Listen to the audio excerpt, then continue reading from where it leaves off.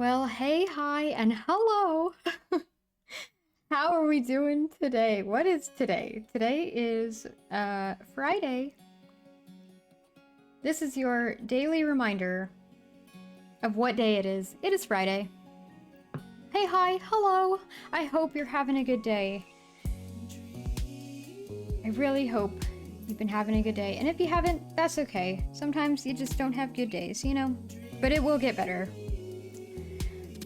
Especially because we've got Dream Daddy. Oh, goodness. Hudson, hi there. I'm glad that you're doing good. I'm also doing good. I've had some coffee this morning. I've pet my dog. I gave him a snack. And everything, it's been a relaxing sort of day so far. So I'm doing all right. I've been anticipating getting back to Dream Daddy. Now, I did not add Serenade back as a redemption, just to give myself an extra day. I think my voice is better at this point, but just to give myself an extra day, I didn't add it back yet. I'll add it back for next week, though. It will be back Monday. Unless I do something damaging to my vocal cords over the weekend. But anyway, it should be back Monday. Alright, Dream Daddy, everyone. I was gonna say, let's begin. We've done like 5 hours of Dream Daddy. What am I talking about? Alright, where are we? What happened last? Look at all these saves! I don't remember doing that. Let's see, we've got Craig Robert dinner. Ooh, that was spicy. We've got a tea party. Why are there so many saves at the tea party? And Dad book was our last one, so let's open Dad book, shall we? You've got dads. You've got dads. Wow. So, Craig. Okay, we already looked at this.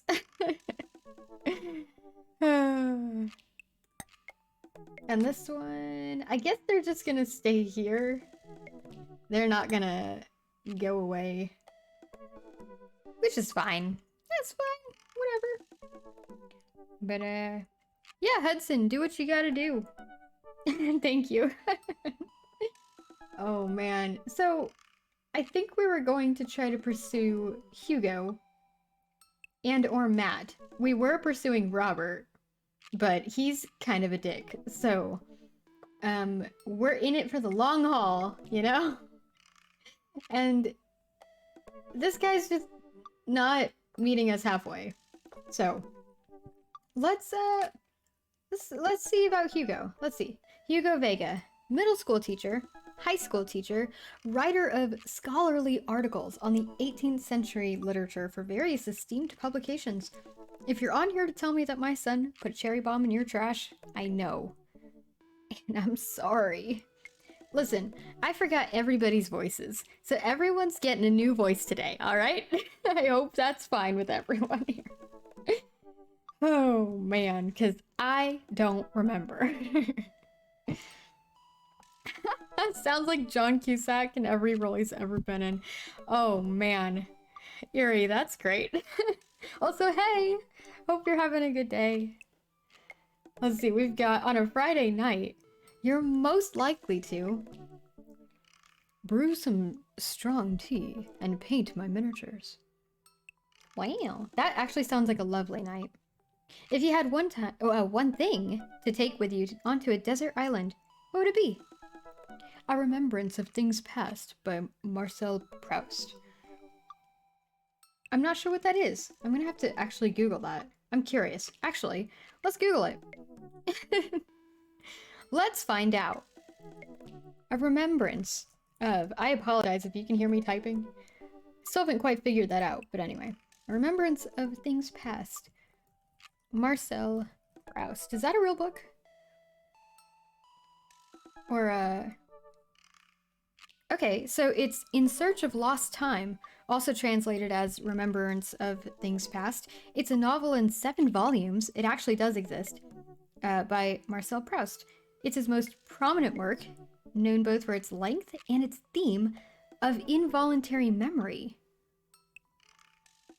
How fascinating.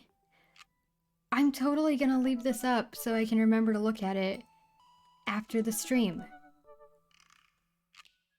Anyway, real book. Y'all should look it up too. Check it out. Oh, Eerie, don't even worry about it. It's completely fine. We'll do it another day.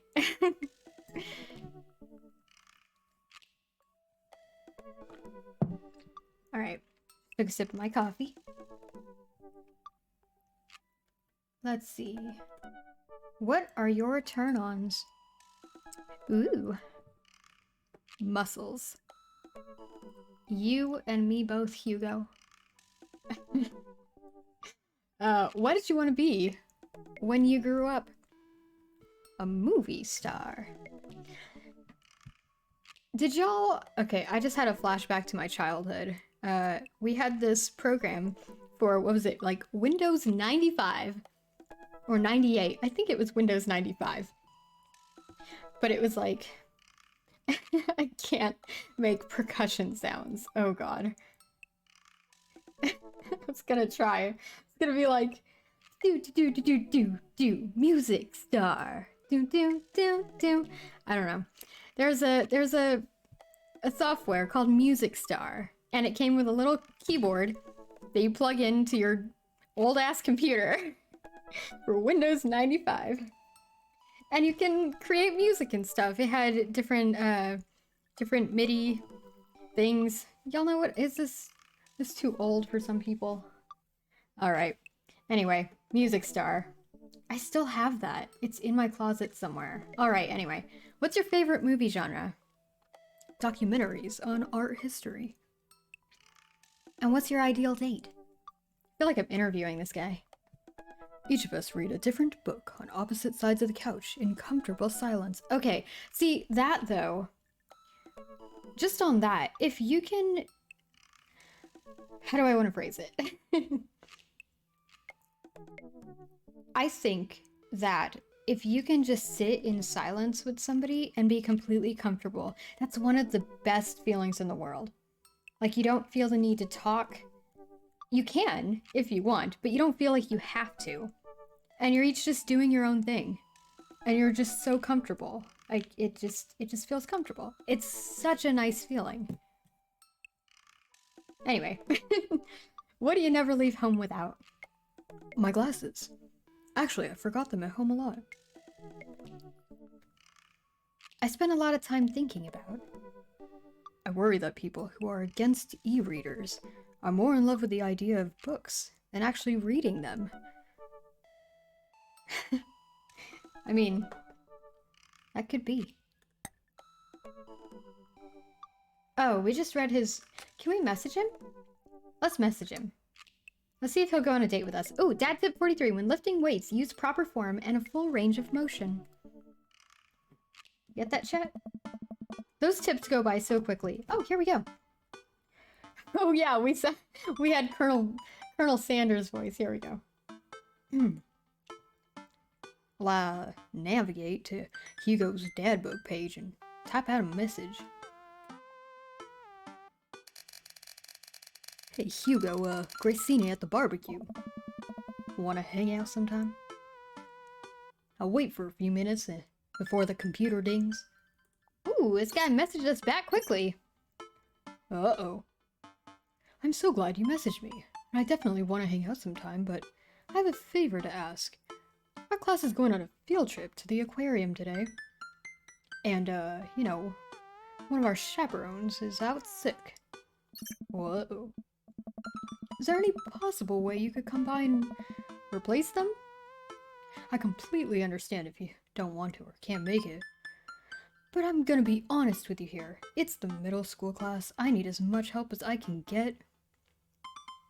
Well, fuck my life and turn my apples right side over. I hate kids. Wait, we have a daughter. Oh my god. Hell yeah, Yuri. Ooh. We gotta find out who the dream daddy is. We gotta check out all the dad asses. Oh man. Well, I'll think about it for a minute. Man, that's a lot of screaming kids that I'd be accountable for, and they're in middle school. Arguably the worst age to be. Damn straight. Fuck if I don't miss it. Amanda silently trudges into the kitchen and pours herself a bowl of cereal. Morning, Amanda. Don't you ever wear anything different? I guess I can't really talk because I got eggs on my shirt every single day. Morning, Pops. Oh my god, how's your morning going? Well, hey, how was middle school for you? Middle school, it was so bad, and like, nobody likes middle school. Okay, it's like 3 years of bad acne and crying and being generally terrible. It's horrible. It's so terrible. Actually, I only got 2 years of middle school because I went to a school that was like 5th and 6th grade, and then I moved somewhere. And then the new school had like 6th, 7th, and 8th grade. But I only went there for 7th and 8th grade. Does anybody care about that? Hypothetically speaking... Oh god. I mean... If you'd like that beer stew, I mean... Well, maybe we can make it happen. Hypothetically speaking, of course. Well, goodness gracious me, I'm a little flustered, Well, beer stew, you know, when you show up in the chat, you're just a little ray of sunshine. You're just a little beam of light. You show up with your little hot dog emojis. Emojis? Is that what the kids call them? I don't know. I just got on Dad Book, so I don't know. But you always bring a brightness to the chat, and you just make everyone's day so much better. I'm glad to have you here. I really do mean that, though. In all seriousness. It's great to have you in the chat. Well, thank you. Thank you very much. Why is he starting to sound like Elvis? Everyone sucks. Yeah.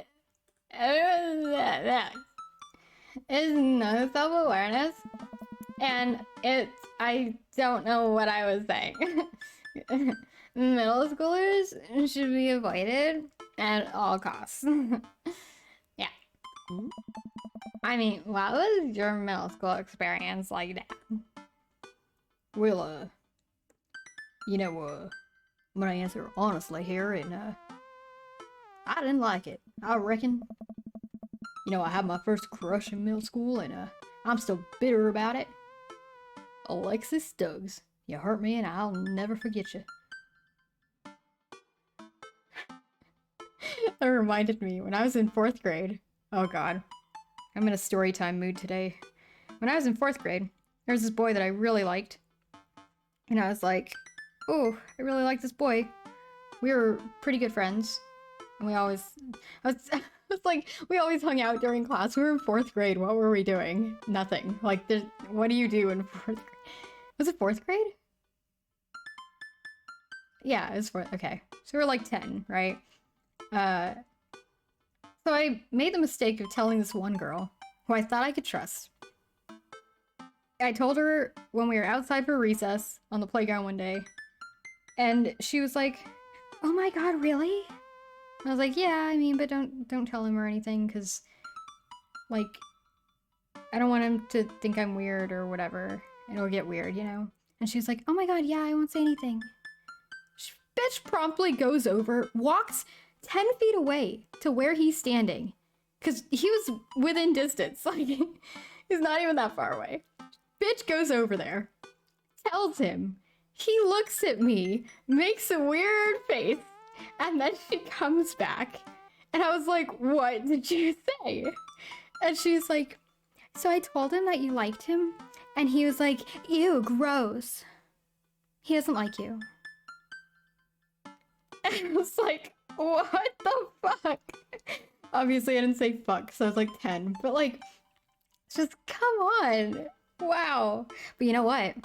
After that, he started hanging out with me more. I don't know if he actually said that, because soon I would find out that I couldn't actually trust this girl, and she lied to me a lot. So that was fun. But yeah, so I'm not sure if he actually said that or not. But he did start hanging out with me more. And then I moved away and never saw him again. I kind of think she was, but at the same time, like, well, I don't know. Hudson, I know, but I think everyone has to go through that, you know? Everyone has to learn for themselves.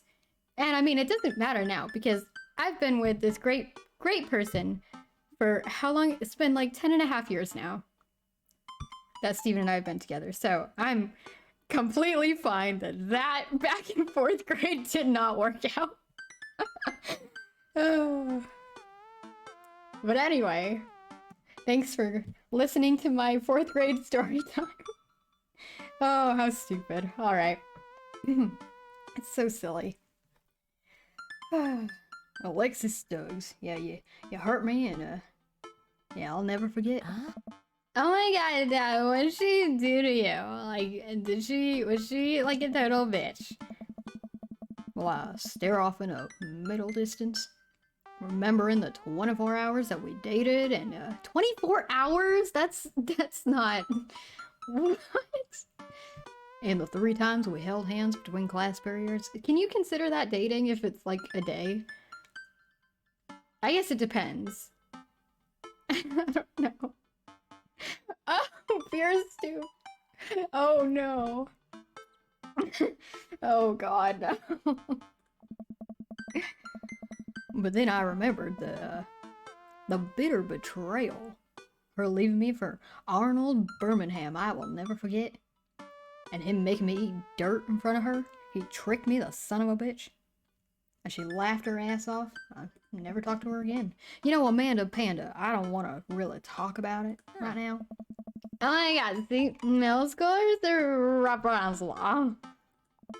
Wait, why are you asking me about middle school? You never cared about my schooling at all up until this point, Dad, so I don't get it. Oh, you know, Mr. Vega requested my help to chaperone his middle school class to the aquarium, and, you know, just to make sure none of the kids jump into any of the little aquarium ponds because they want to touch a stingray or something, or a little pufferfish. And I just wanted to know what I was in for, you know? Wait a minute, you get to go to the aquarium? Are you fucking kidding me? Manda-Panda, watch your fucking language. Listen, like the last field trip that I got to go on was to the clam chowder factory. And they didn't even give us clam chowder. Like, what a fucking ripoff. They gave us square pizza and a clam chowder factory. Oh, well, is that why you won't eat clam chowder anymore? I mean, no. It's because Bobby Willingham, and he threw up into one of the vats of the clam chowder. And I'm the only one who saw it happen. So, it's definitely, you know, something that haunts me now. Well, right. See, let's leave that story firmly in the past, where it belongs. Okay, well, anyway, you should just do it, because Mr. Vega sounds like he could really use the help. And plus, you get to hang out with the cool fish, and you get to stare at his ass, so, yeah. Well, Amanda, you know, I get kind of weird about aquariums. The ocean makes me a little, nervous. Ooh, it sends shivers down my spine back, you know? I don't think that's the phrase. Wait, are you worried that a whale is gonna pop out of the tank and touch you whole. And then swallow you somehow. What are you saying, dear child? I don't know. I don't ever know. Well, don't you go and put fear in my heart now. Listen, I'm not trying to, but do they have penguins there? Because if they do, I'm totally going. And there's these little penguins in Starbound. There's one called Penguin Pete.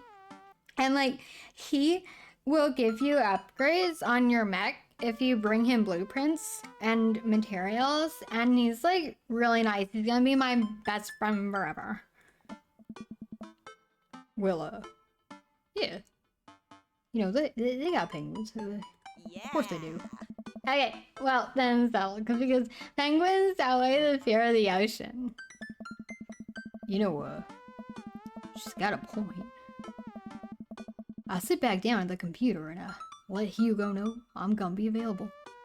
He tells me to meet him at the aquarium and gives me the address. He doesn't even let me ride on the bus. That's what a chaperone does. I want the full chaperone experience. I grab my keys and I kiss Amanda on the forehead before I head out. Hudson, right? Yeah. I feel like that's pretty common. It kind of sucks, but it's pretty common. I don't know. But the other thing is, like, during middle school and into high school and into college, you're still trying to figure out, like, what you even like, what you think of things, just like who you are as a person. You're barely getting exposed to different ideas and you're learning about the world and other people. So, like, not that you shouldn't be with someone, of course. That's not what I'm saying. I'm not, because, like, some people find someone really early in their lives, I mean. But, I guess, like, you continue to grow as a person throughout different points in your life. And, like, I sound like a really old person. Trying to give my like grandmotherly wisdom. That's not, I'm not trying to do that. Oh goodness. I'm just saying though, like, middle school's a weird time and so is high school. It's a weird time. Just enjoy it if you can. do things, do extracurriculars, do the things that you enjoy, and don't let people, like, persuade you into doing things you don't want to do, and, like, you know. Yeah, honestly, like, just focus on yourself. And if you happen to meet somebody that, like, you both like each other, and see where it goes. I don't know. I think if you're not, like, in a selfish way, or, like, completely self-centered, I mean, but, like, if you're focused on yourself and, like, trying to be a good person, or, like, whatever that means for you, if you're trying to better yourself, or, like, just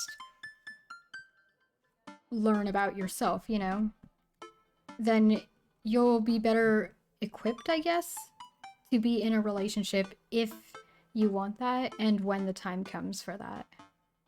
If that's what you're looking for. But, I don't know. That's just what I think from my own experience and from watching other people around me, I guess, who have gone through different kinds of, relationships, I suppose? I don't know. Yeah, you don't even know what's out there in the world. Like, you're still learning, so... Yeah, people cray. Cray. That's so cute. Y'all are so cute. Oh my goodness. I can't. Okay, I'm gonna drink some coffee.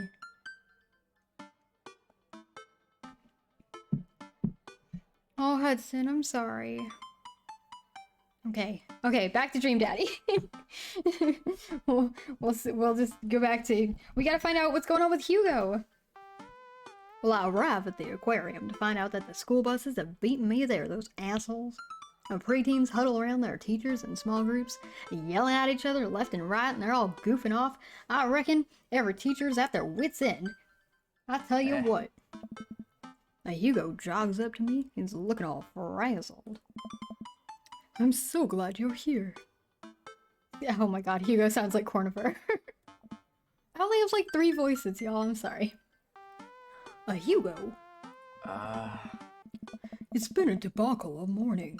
We're short-handed and most of the kids won't stop screaming. As I'm sure you know, it's the case with all middle schoolers. Well, I lived through Manda at 12, so, you know, I'm all too familiar. Wait a minute, you have a kid? Oh, that's right, she's in my class. Well, great. Well, it's you and me chaperoning a group of 10 kids. And they're over here. Well, Hugo walks me over to a gaggle of preteens. Oh, God. I love when people use a gaggle of something. You know, it's just, it just brings joy to my cold, dark heart soul. It's great. Well, Hugo walks me over to a gaggle of preteens who are all sitting on the ground. They're playing with their phones. They're not kicking each other like some other groups, so, you know, we're off to a good start. I think we're gonna be okay. What do you mean, fight? What? Oh, no. Lemon drops, yo! Ready to date all the daddies? Oh, hell yeah. Except for Robert. He's a dick. We don't want Robert. Unless you just want to hook up, then maybe Robert's a good choice for you. But fried eggs is in it for the long haul. Lemon drops, I hope you're having a good day. Well, oh, this is Hugo. Can you guys put your phones away? All the kids look up for a moment and they stare at Hugo. Then they just go right on back to texting, those ungrateful little... Oh, at least they're quiet. Too quiet. These guys are up to something. I can feel it. They prepare their attack. Oh no, no, no, no, no. Well, there's no way. They're too busy thinking about not getting food stuck in their braces to pull any stunts. It is middle school after all. You know, I am so glad. Like, my teeth are jacked as fuck, but I'm so glad that I didn't get braces. Oh. Braces. Oh. We'll see. Well, the classes start filing into the aquarium, and Hugo hands out massive stapled packets of paper to each kid. It's like he actually expects them to do some homework. We're in the fucking aquarium. Are you kidding me? We're just here to look at the fish. Look at those stingrays and look at that shark, and there's probably a clownfish somewhere in here. There's a whatever that dory fish is called. Yeah, I've seen Finding Nemo. Braces are awful. Yeah, that's what I've heard. That's also why I didn't want them. Oh, Hudson. That warms my heart soul. My cold, dark heart soul.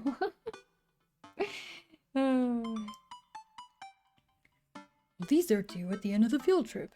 Yes, this will be for a grade, and no, you can't borrow a pencil. Come on, man! What if I didn't bring one? I didn't know I was getting a packet of paperwork. Like, geez, I'm not a secretary. God. Well, the kids are collectively grown and grab the sheets from Hugo.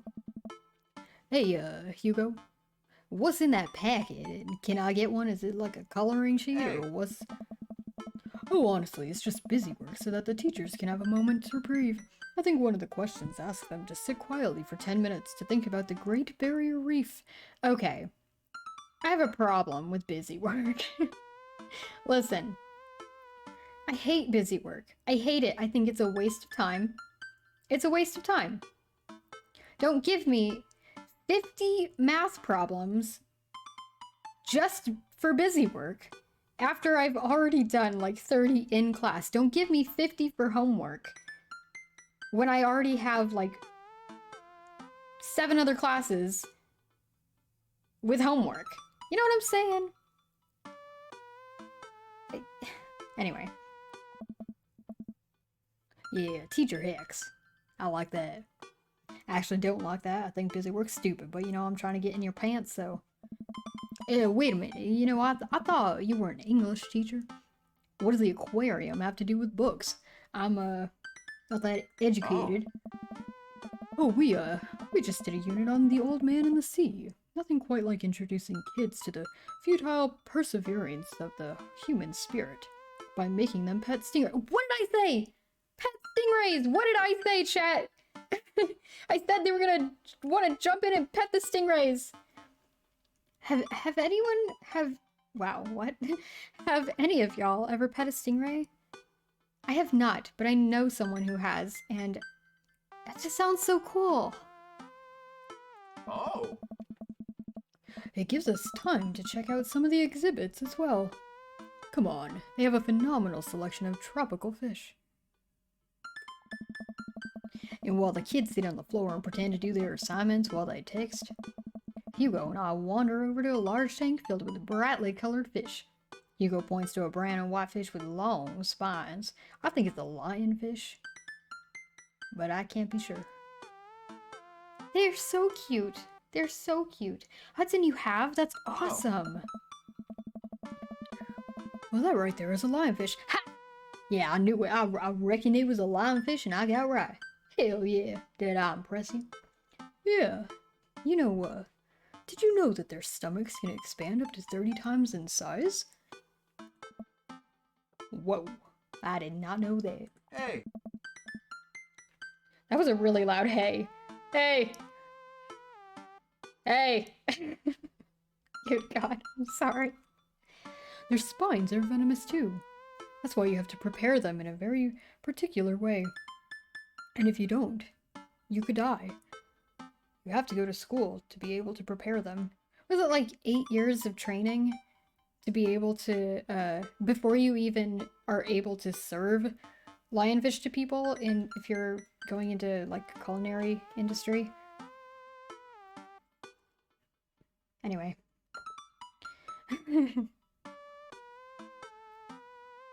Nigel Thornberry. God damn, what a fucking brilliant show. Oh, I miss the Wild Thornberry so much. God damn, now I want to watch that. Yeah, nature is hardcore, as the kids say. Ah. You think that's bad? Well, take a look at this one over here. Hugo points to a spiny, grumpy-looking fish hanging out near the bottom of the tank. Ah. Well, that's a stonefish, the most venomous fish in the world. Is that actually true? I'm gonna Google that. They're making some claims here. I'm gonna Google that. Stonefish. Venomous?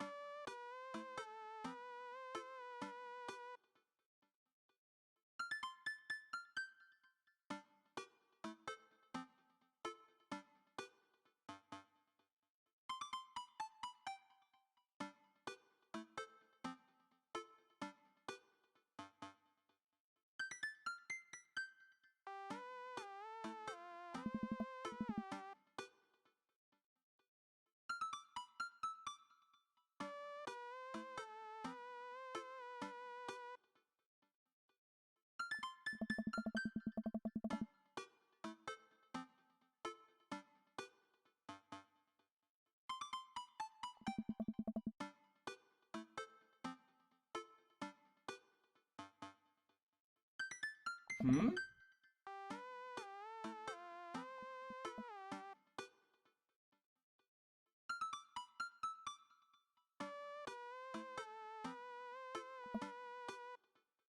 Hey.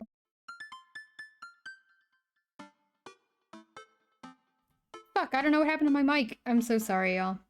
I don't know what happened. Hey! Nature is wild. Man, Hugo seems to know a lot about fish. I feel the overwhelming need to impress him. Maybe I should climb into that tank and prove that if you step on a stonefish, nothing bad's gonna happen to you. Just to prove to him. It's probably a good idea.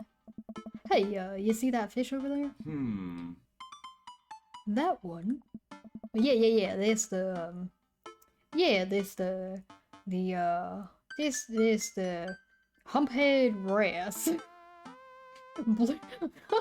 Blue-nosed wigglyfish. Oh no, it's so cute though. Blue-nosed wigglyfish. That's such a cute name. Oh my god. American longfish. Oh god. Okay, like, we gotta go with humphead wrasse, right? But blue-nosed wigglyfish. Oh man. Maybe so. Maybe so. Blue-nosed wigglyfish.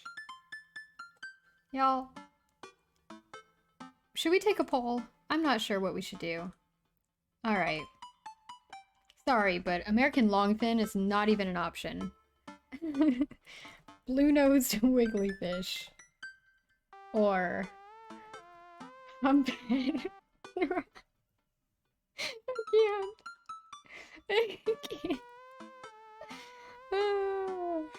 Which fish name? Alright, if you want to participate in the poll, you've got I was gonna say an hour. 1 minute to cast your vote. Here we go, starting now. What do you think? What do you think we should say? Oh god. We gotta impress him. What do you think? Like, which one do you think we'll impress him with?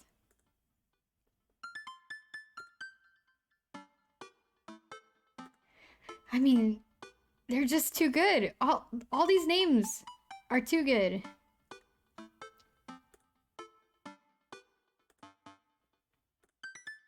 Hello, stream? Okay, we're fine. Never mind. Oh no! One of y'all better vote.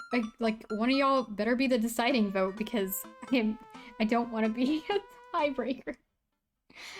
Somebody please cast another vote. Please! Don't do this to me. Don't 50-50 me. Am I muted again? Okay, no, I'm not. Alright. Just making sure. Are you kidding me, chat? Why do y'all 50-50? Come on. Okay, Hudson, no problem. Alright, y'all. Jesus. In a race car, Melvin. Okay. Well, I just really like blue-nosed wiggly. Oh, goodness. I don't have a coin. I can toss my phone up in the air. Let's see. What do I have? I have an applesauce packet. Actually, I told Steven that I tried to use an applesauce thing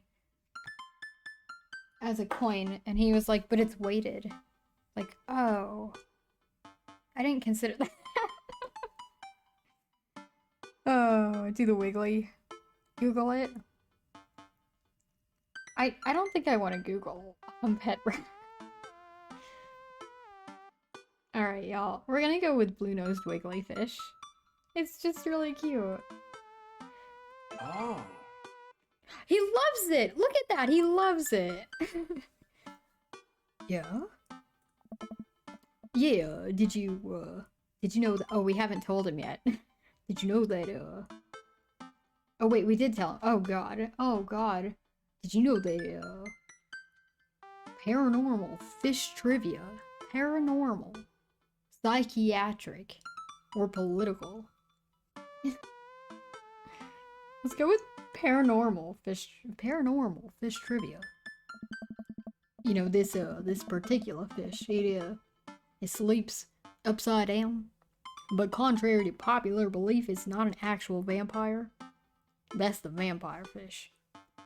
Oh. Wait, Are you serious? Serious as a heart attack. We're such a dad. I mean, we are talking fish here, so there's no time for jokes, especially not any dad jokes. Oh, fuck! Oh no, he hates it! Oh no! Hugo! We were joking! It was a joke! I'm sorry! Well, that's a clownfish. Yeah, I knew that. I was just, right. Well, we lead the kids into another room. Sharks, sea turtles, eels, and other marine life swim around in a massive floor-to-ceiling aquarium. The kids begin trying to take selfies with the sharks. They're blinding those poor creatures with a flash. Hugo leaves my side to separate two kids who started fighting over a Capri Sun. Eerie or wish came true. They were fighting. I don't know if that was your wish. I may have misspoke. Fighting over a Capri Sun, though. Listen. Capri Sun it's a serious business.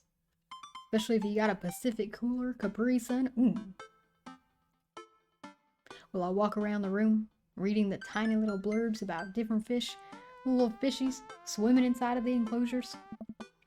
And after a while, I look around and I see Hugo again. He's gazing up at the aquarium in childlike wonder.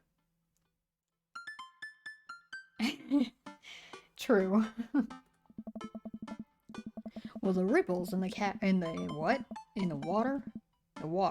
The ripples in the water cast blue, moving shadows across his face, or someone surrounded by angry hormonal preteens. He looks completely peaceful. How does he do it?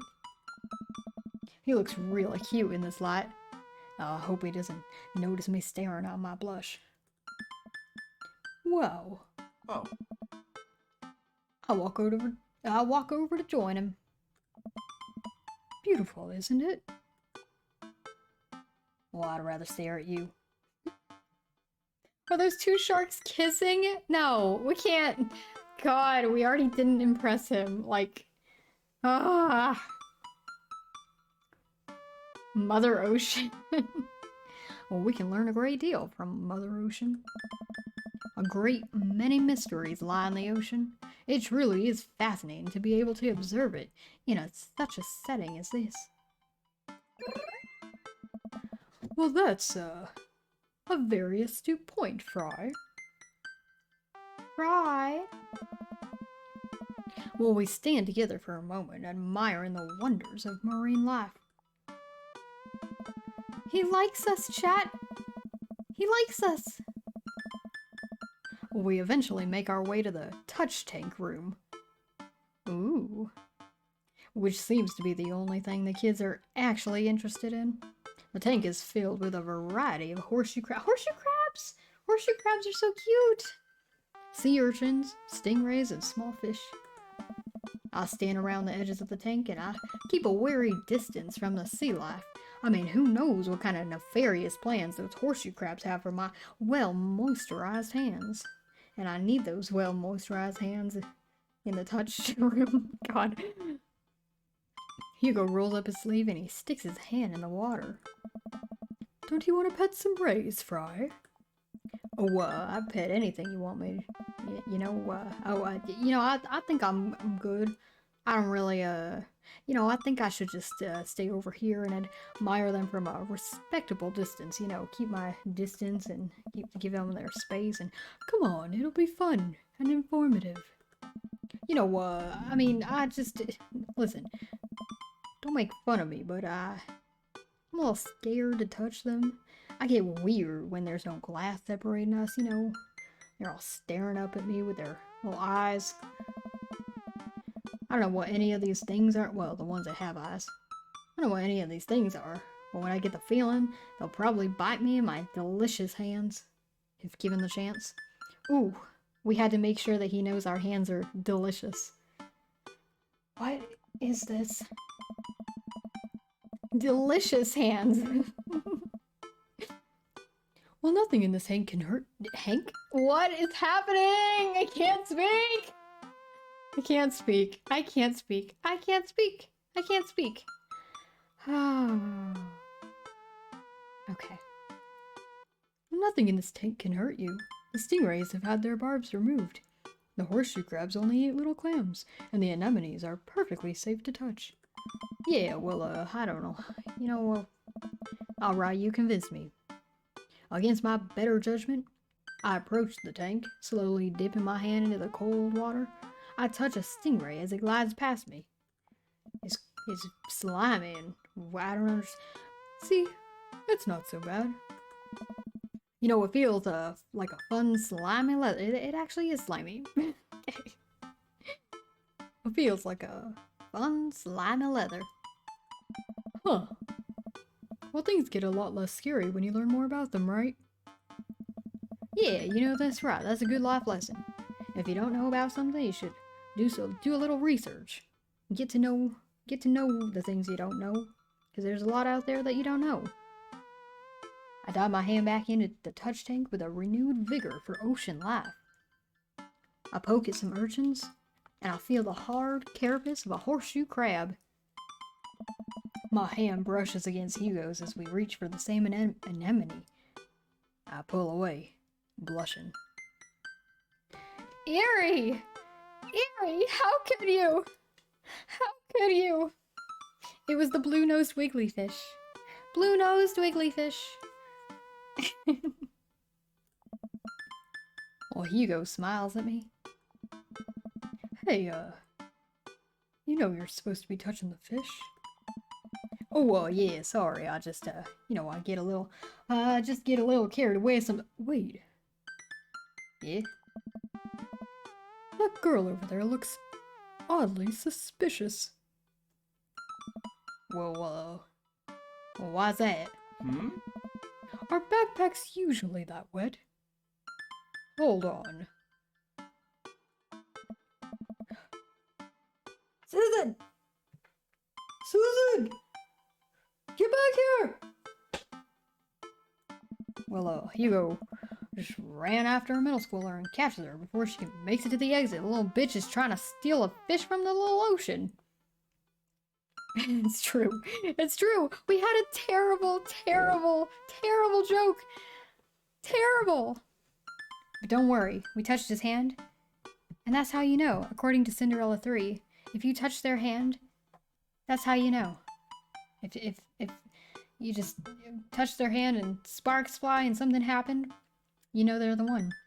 And I think we just had that with Hugo. Thanks, Cinderella 3. I can't confirm. Wanna tell me what's in the bag? Textbooks? Wanna tell me what's really in the bag?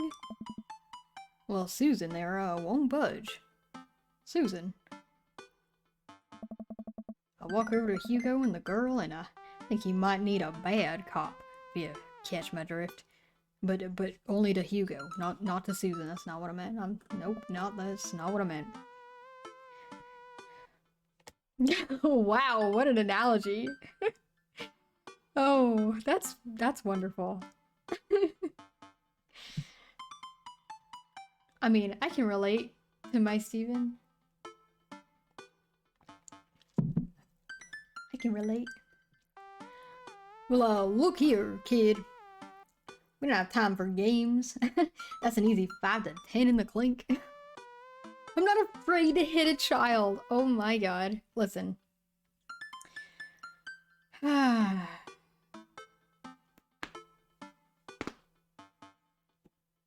Yikes. That's an easy 5 to 10 in the clink. I had a bud go down for that once, and he came out a changed man. Said he missed the bars. You're not a teacher. You can't tell me what to do. Yes, well, I am. Can you please put the bag down?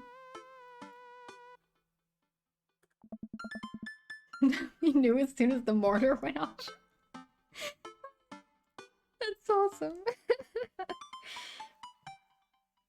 Well, next time, we won't say please.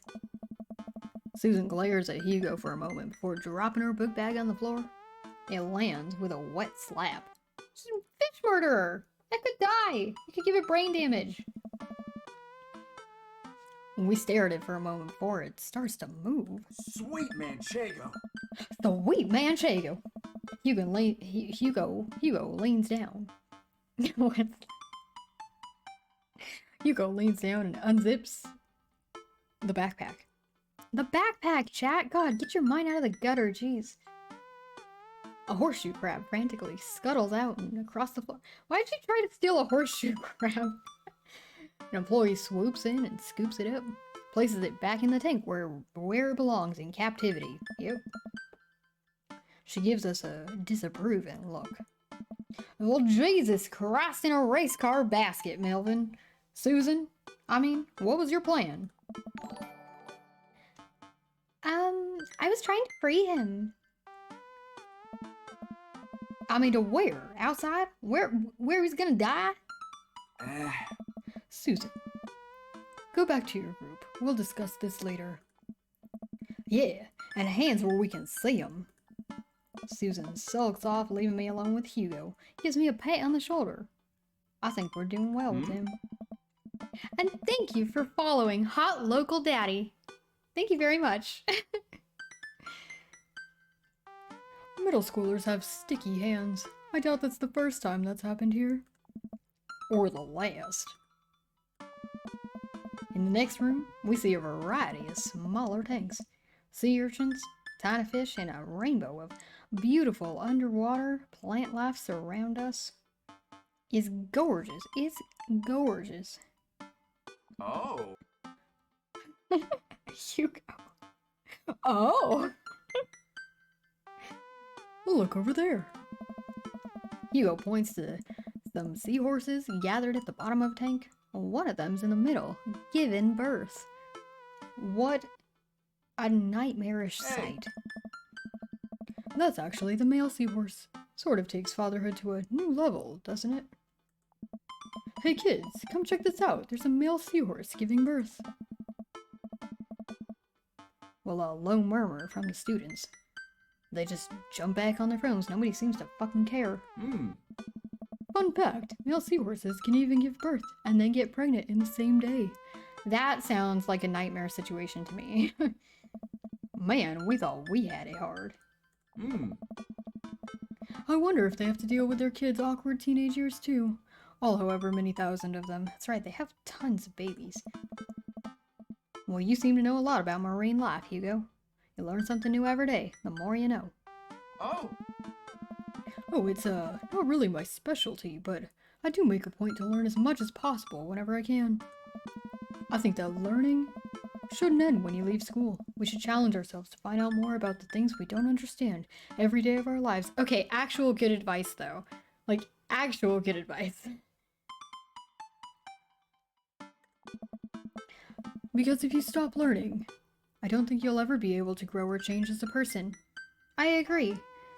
Daddy Hugo is giving us some great advice here. Chat, take notes. There's gonna be a pop quiz later. Well, good point. Just marry him. Hugo, will you, do me the honor of, Oh, Fry, what are you Oh, I don't know. I think I'm jumping the gun a little bit. I'm jumping the gun, chat. I'm jumping the gun. We're not there yet, chat. Haven't even picked out a ring yet. We haven't even been on a date. Let me buy him a drink first. But listen, I still don't trust you.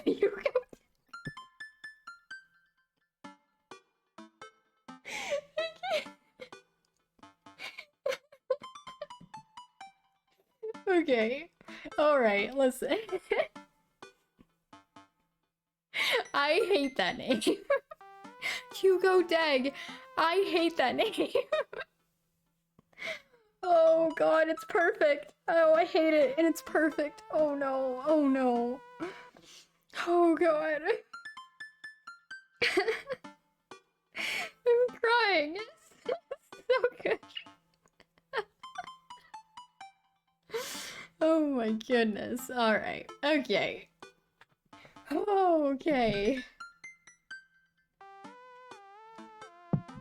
Well, listen, I still don't trust the ocean, if you know what I mean. We'll get there. He wants to get there. He wants to get there with us, chat. Well, we finally make our way over to my favorite part of the tour. The Arctic exhibit. I thought it was gonna be the food court. Doesn't it though? You're stupid. Oh my god. Do we get to see the penguins? Because Manda-Panda would be really upset if I didn't take a picture on my cellular device and send it to her over the messaging. Is it I think it's called a text. What year are we in? Yes, we get to see the penguins. Yeah, what else? Hell yeah! Oh, they're so cute! Can we go penguin sledding? Our group of kids run around the exhibits. They won't stop tapping on the glass of the puffin enclosure, trying to get their attention. Kids, don't tap on the glass. It disturbs the animals. Why are you tapping on the glass and disturbing the animals? Stop it! For at least a few moments, teachers, chaperones, and students alike seem to be having a great time. What was I so worried about? This isn't too bad.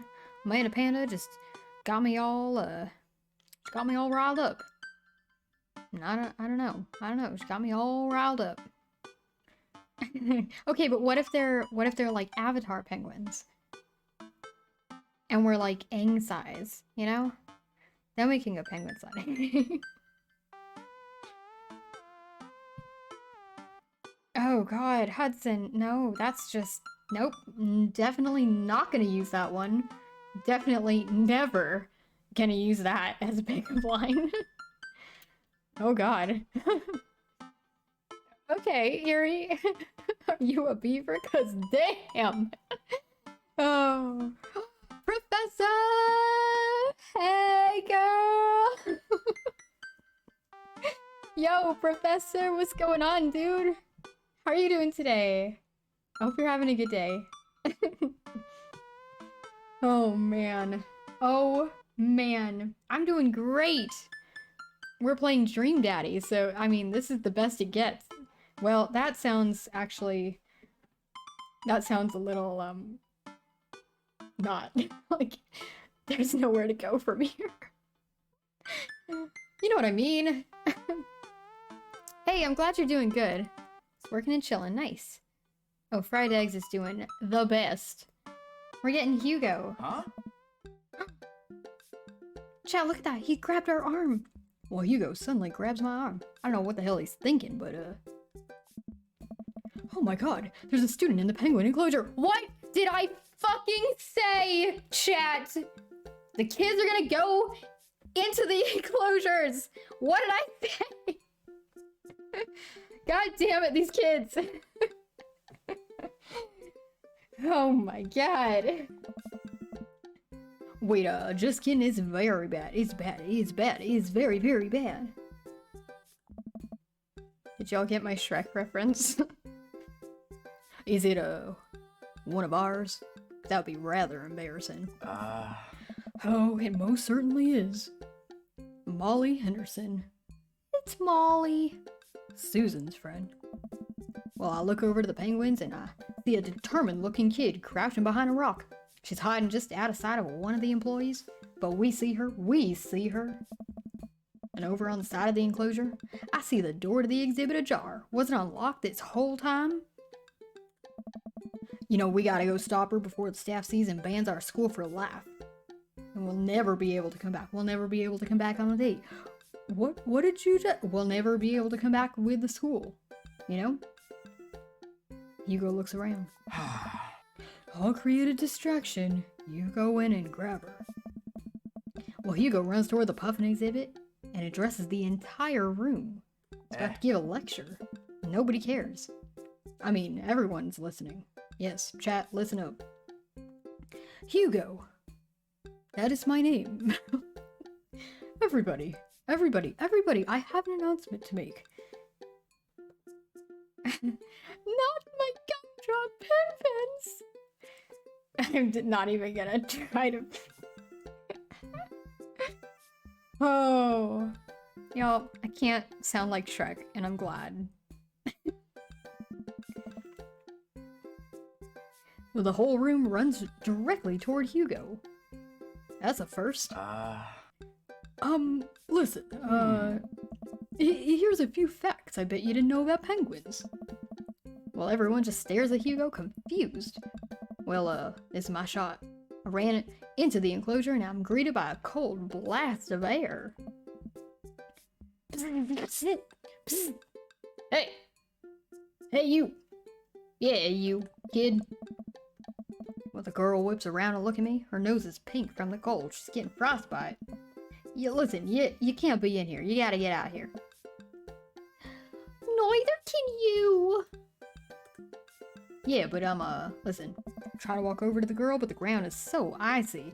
And I don't know how to fucking ice skate that I just keep on slipping. Catch myself before I hit the ground, but the girl still laughs at me. Contrary to popular belief, penguins are birds. Birds are traditionally known to fly, but the penguin cannot. So, I can understand some confusion when we're discussing the, birdness of penguins. Maybe I should have told you about pigeons instead. The crowd is somehow still enraptured. I don't understand, but they seem to like it.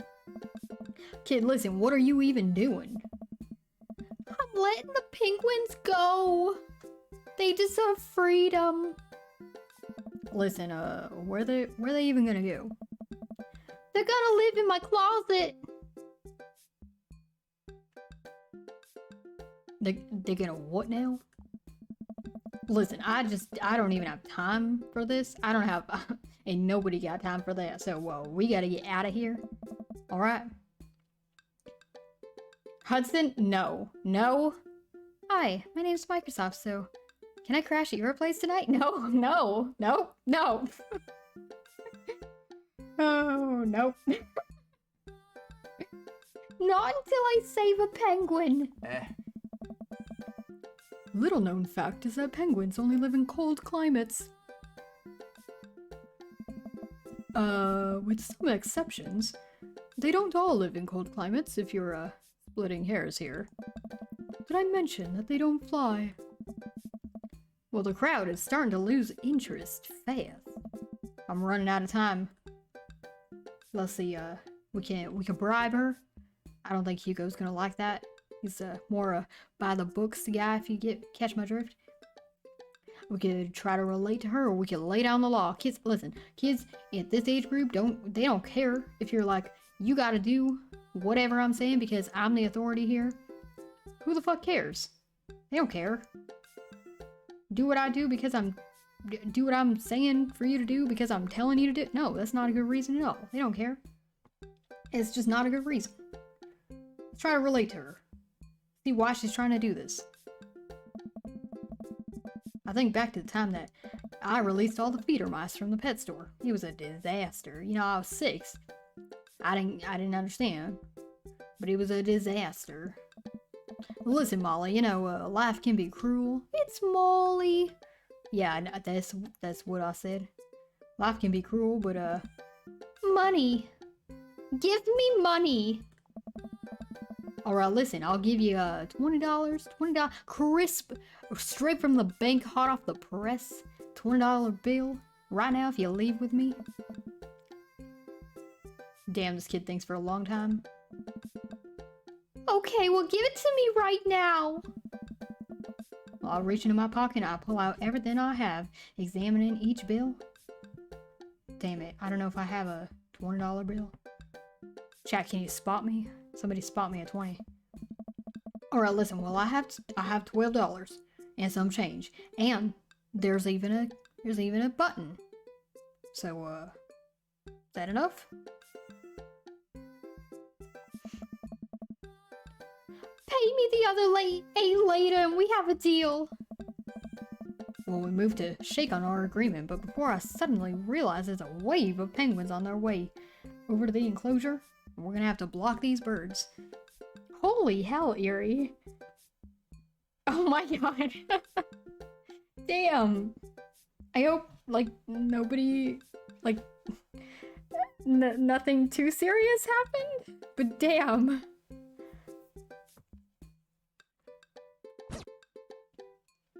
That's at number 9, okay. That bird. Are you kidding? What do you mean block that bird? Oh, we gotta do a mini game. Oh, that's what Molly looks like. This is weird. I don't like this. It just feels weird. Why are we slapping the penguins?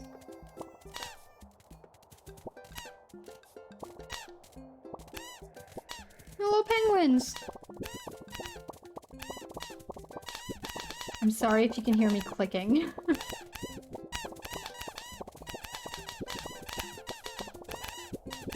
Why are the penguins purple? Drive that teen. Bribe that teen? Did we do it? The penguin escaped! But mission complete? Okay, I don't understand. Okay, only one escaped. That's- oh god, that's... Bribery works! Drinking too much water can cause water intoxication. That is true.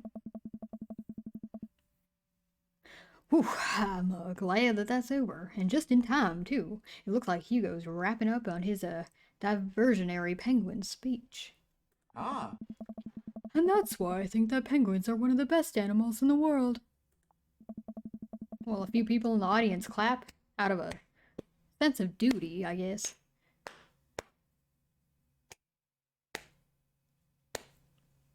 And everybody starts dispersing. Hugo spots us from across the way and runs over. Molly, what were you doing in there? I was liberating the animals, Mr. Vega. You realize that the penguins can only survive in Arctic temperatures, right? You would have had a dead penguin on your hands, and you let one escape. Well, you know, it was the thought that counts. She went all country for a minute. No, Molly, it wasn't. You could have murdered a penguin. They'd put you away for life. Molly turns to me. What do you want, kid? You owe me $8. Sweet Manchego. Sweet Manchego. What? Listen, Hugo, I just, okay, Molly, I'll pay you later, kid, okay? Hang on, just, I'll pay you later. Well, Molly runs up towards Susan, I suppose so they can compare animal thief notes. Damn kids. Gonna get us all in trouble. You're not off the hook, Molly. Oh, she's gone, okay. Oh. Right, did you just bribe a child? I bribed a child. Yeah, I don't know what she's talking about. You can't play by the rules when there's penguins online. You can't, chat. You can't play by the rules when there's penguins on the line. Listen, man, we've all done dark things in our lives, and I'm not the young, bright-eyed youth I used to be, alright? Listen, I had to do what I had to do, and that person believed in a world where you wouldn't have to bribe children to save a penguin. The me today knows different. I only wish I could go back. The world is a dark place, and let's just get through the day and get out of here. Yeah, I reckon that's for the best. Well, with the day finally coming to a close, the whole field trip is ushered through the gift shop. We'll make our way back out to the school buses. I picked up a little penguin gift for Manda-Panda. She's gonna love it. As we leave the aquarium and the kids load onto the buses, Hugo pulls me aside. Hey. Hey! Hey, Fry. Thank you so much for helping out today. You're a lifesaver. Oh, yeah, I mean, it was no problem, and it was actually kind of fun, so. Well, let me take you out next time to make it up to you. Do you like cheese boards? Oh, this guy's a fancy motherfucker. You know why? I'm all about cheese boards, and there's nothing that, oh, wow. All of them. Oh, there's nothing on. There's nothing on earth more satisfying than a good cheese board. I love cheese boards. I mean, which one do we say? There's nothing on earth more satisfying than a good cheese board. Oh, he loves it! What are those? What were those? Great. Well, I gotta go make sure the kids don't steal anything else. See you around. Eggplants and hearts and what the fuck? Ooh, our next date. Our next date. Well, I guess it'd be our first date. Oh well. I walk into and find the house pretty empty. Wonder where Panda's at. Before I know it, Amanda pops in through the front door. Hey, Manda-Panda, what you up to tonight? I'm just doing some homework. And how was the aquarium? Oh yeah, you know, it was an adventure, and some kid tried to steal a penguin, some other kid tried to steal a horseshoe crab. Yeah, we've all been there. Yeah. You know, I had to run in and grab her before any of the employees saw. I even had to bribe her. Oh my god, you got to go into the penguin enclosure? Did you steal a penguin for us? Because I'm totally gonna hate you forever if you don't. Manda-Panda. No penguins were stolen thanks to the valiant efforts of myself and Mr. Vega. It was nice getting to spend time with Mr. Vega, though. I know you like him, so you can just call him Hugo. Anyway, I'm surprised that he helped complete a cover up.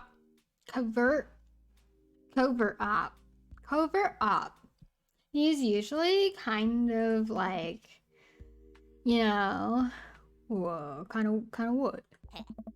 He's kind of stick in the mud, you know, like he's kind of like just, you know. I mean, he's actually pretty cool, and had a good time with him. I even touched his hand. Oh my god, you touched his hand? You got to 0 base. That's crazy. Yeah. Well, alright, it's too much adventure for me today, and I'm gonna go rest my eyes now. I mean, you gonna take a nap? Yeah, there's a difference. You'll learn when you become a father. Be generous and kind to everyone. That wasn't a date! That wasn't a date! What do you mean date complete? That wasn't a date! A+. Okay, but we got an A. A+. Where's our plus? Where's our plus? Look at that, chat. We got an A. Welcome. You've got dads. Why does Craig keep hitting us up? I don't care. I don't care. Craig, I don't care. Sorry. I hope you're okay. I don't care. I don't know. Let's go on a date with Damien. Damien Blood March. What a name. How do you do? I have finally decided to join this information superhighway. I'm not entirely sure how this works, but I will try my best to understand. I love long strolls through graveyards and spending time with my son. If you would ever like to chat about the latest in Victorian fashion, the inevitability of our own demise, or black cats, please send me a letter. On a Friday night, you're most likely to. Listen to true crime podcasts? What? Podcasts. While I taxidermy my newest specimens. If you had one thing to take with you to a desert island, what would it be? A coffin.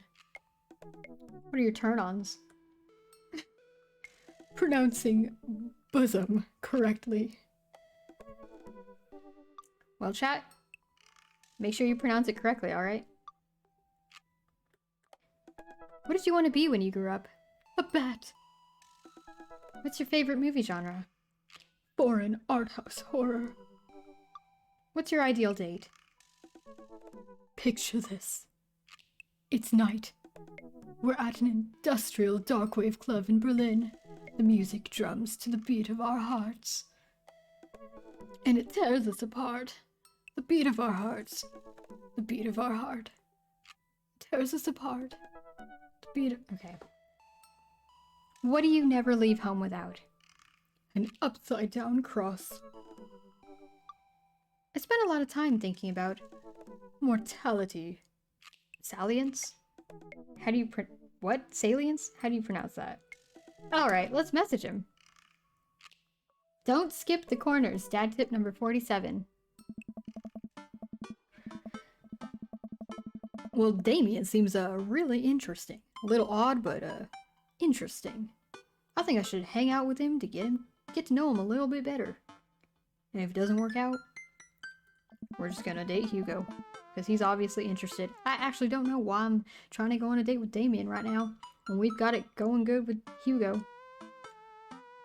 Well, I guess we gotta date all the daddies, right? I navigate to Damien's dad book page and I type out a message. Hey dude, you seem cool. We should hang out sometime. I sit there for a minute before I see that Damien's typing. Ooh, he's responding pretty quick. But then he keeps typing, so maybe not that quick. And typing. Oh no, this can't be good. Man, is this guy writing a novel? I'll leave the computer to make some coffee.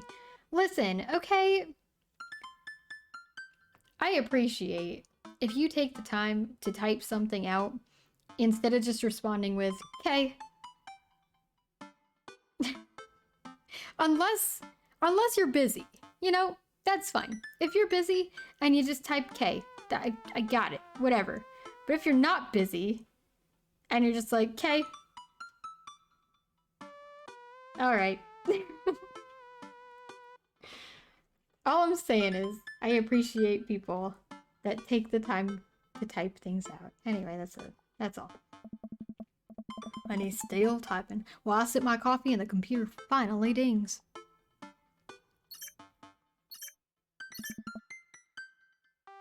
Oh my.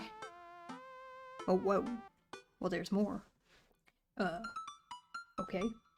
Fry, I must confess my excitement to be receiving your kind letter, for, as you see, I do find myself available to enjoy your company. I must ask for your forgiveness, however, as I believe our first meeting did not paint me in a gentlemanly manner as I would have liked. Oh my. Alright, well, I would be highly flattered to enjoy your companionship at my residence for an afternoon tea, and a stroll around my garden, should it please you. Till then, adieu. Yours humbled, D. Bloodmarch. Will I stare at the screen and I reread the letter several more times? What? Hey, hey, Manda-Panda, can you come here real quick, Manda? Hey, can you help me with something? Dad, wait, for the last time, I'm not gonna be popping your back pimples anymore, okay? You need to find someone that's gonna do that for you, like maybe pay someone, because you're not paying me, and it's really kind of gross. No, listen, can you interpret this for me? It's really straightforward, though. I turn the computer to Amanda, and she squints at Damien's message. Well, I just, I don't understand net speak. Like, is this how you kids communicate with each other now? Totally. This is the hot new thing. Like, see that? Kids got over saying lol and LMAO or whatever and decided that what they needed to do was bring it back to the 1800s.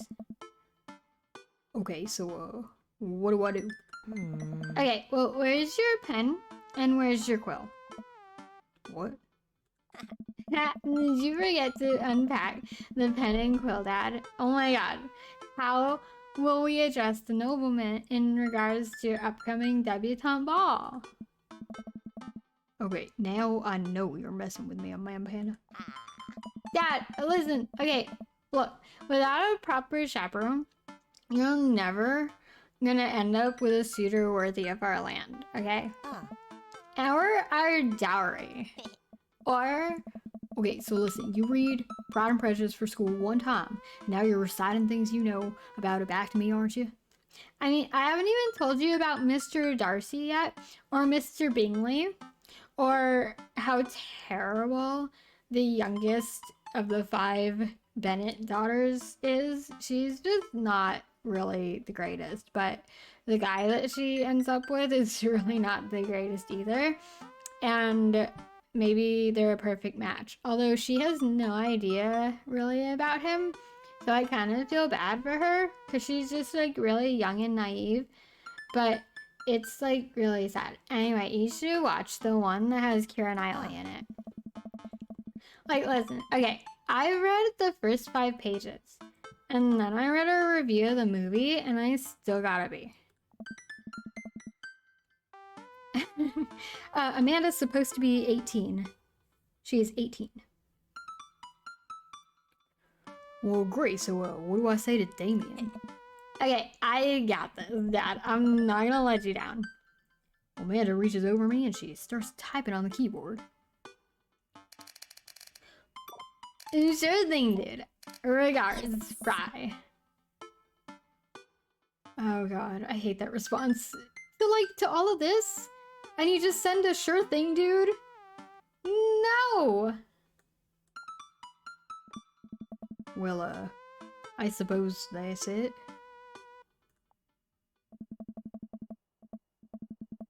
I'll make the short walk.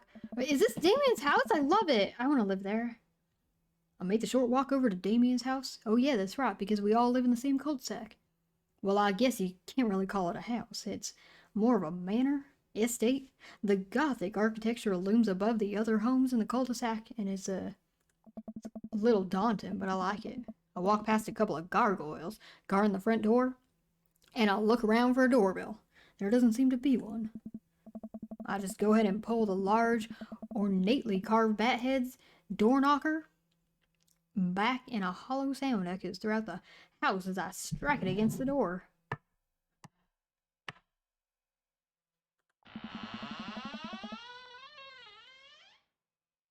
I'll wait several Mormons. I wait several moments before the door slowly creaks open.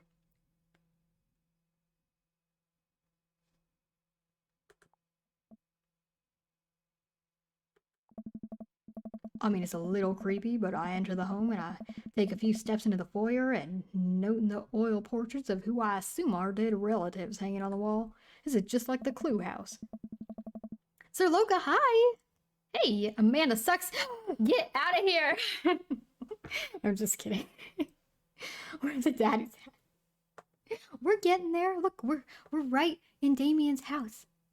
And as I'm admiring the portraits, the front door slams shut behind me. Hello? Hello? Can I come in? Well, silence. An oil lamp in the corner. It flickers dimly and casts an ominous shadow against the wall. Why do I feel like all the people in these paintings are, staring at me? I mean, why is it so cold in here? Where's Damien?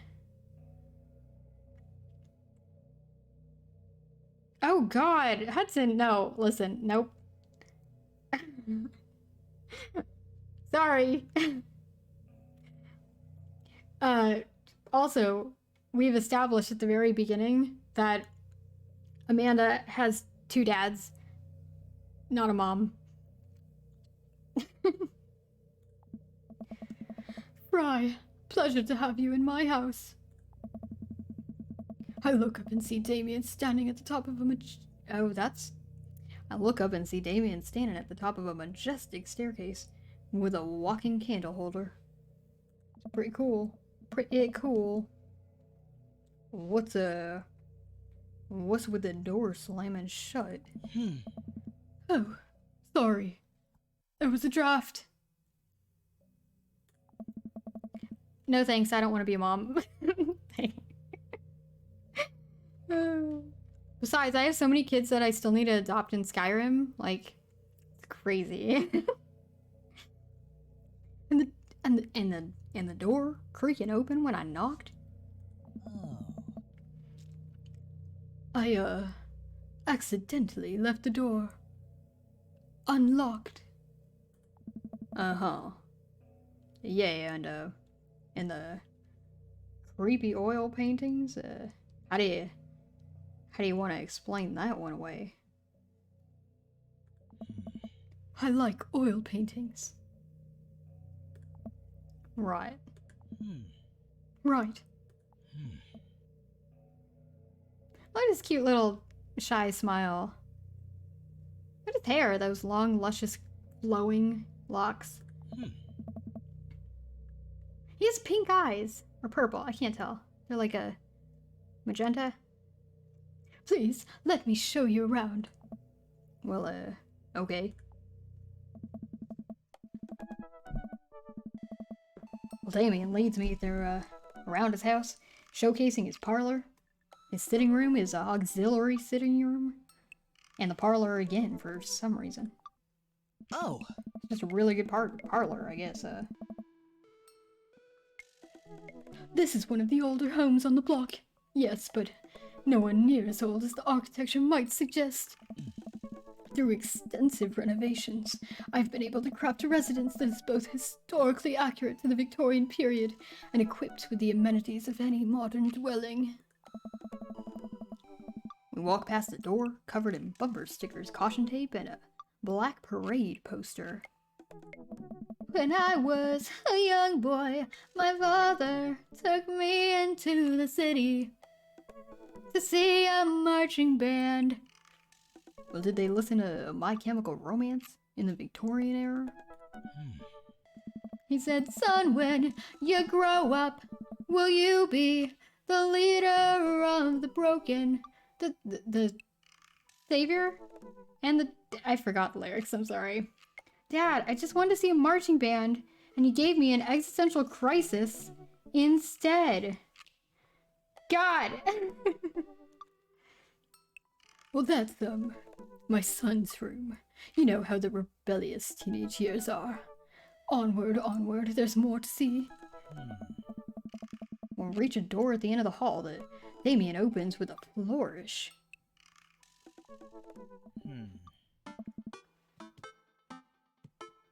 And this is the library, the best room in the house. While sunlight streams in from floor-to-ceiling arch windows, that definitely means he's not a vampire, so that's a plus one, that's a check mark in my book. The walls are lined with packed bookshelves, and even more books are scattered over the period-appropriate furniture. Damien is clearly really proud of this room. Ooh! Look at the butterflies! We have to go look at the butterflies! Oh, he loves it! Y'all, we're doing it. Also, this guy has a cape and a vest. That's it, like, it's done deal. Done deal. I'll walk up to the glass display of pin bugs on the wall. It's pretty impressive. Hey, nice little bugs you got there. I pinned them all myself. Maybe I could show you how sometime. You know, I'm concerned I'd stick the pin right through my finger. Oh, well, the pinner's gambit.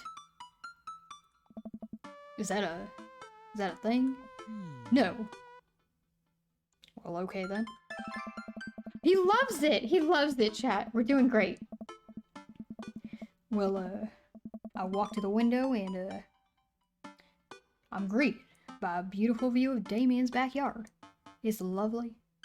It showcases a beautiful view of the rest of the cul-de-sac. And hey, I can see Craig on his lawn. He's doing push-ups with his daughters on his back. Damn if I don't love his muscles. Damn. He sees me and he waves happily doing push-ups with one hand now. He's trying to impress me. Damn. He does know that I'm inside Damien's house right now, though. Damn. Oh. I feel like this game is trying to push us with Craig, you know? Which is, like, Craig's great. But don't push me into a relationship with someone, okay? Did you know that Victorians spent at least 20 hours a week gazing longingly out of full-length windows? Wait a minute, really? Oh. No, but Victorians did appreciate telling a good joke. Well, alright then. Let's pick up a book. He loves us! You know, Fry, in the Victorian era, there was some controversy surrounding reading. Many people thought the more tawdry novels would encourage youths into a life of crime and would cause too much of a distraction from work and school. Well, guess not much has changed. I pull out a book at random and examine the worn cover. Opening it, I turn to a random page and I read it out loud. Well, Naruto struggled against the chains that Sasuke had bound him with.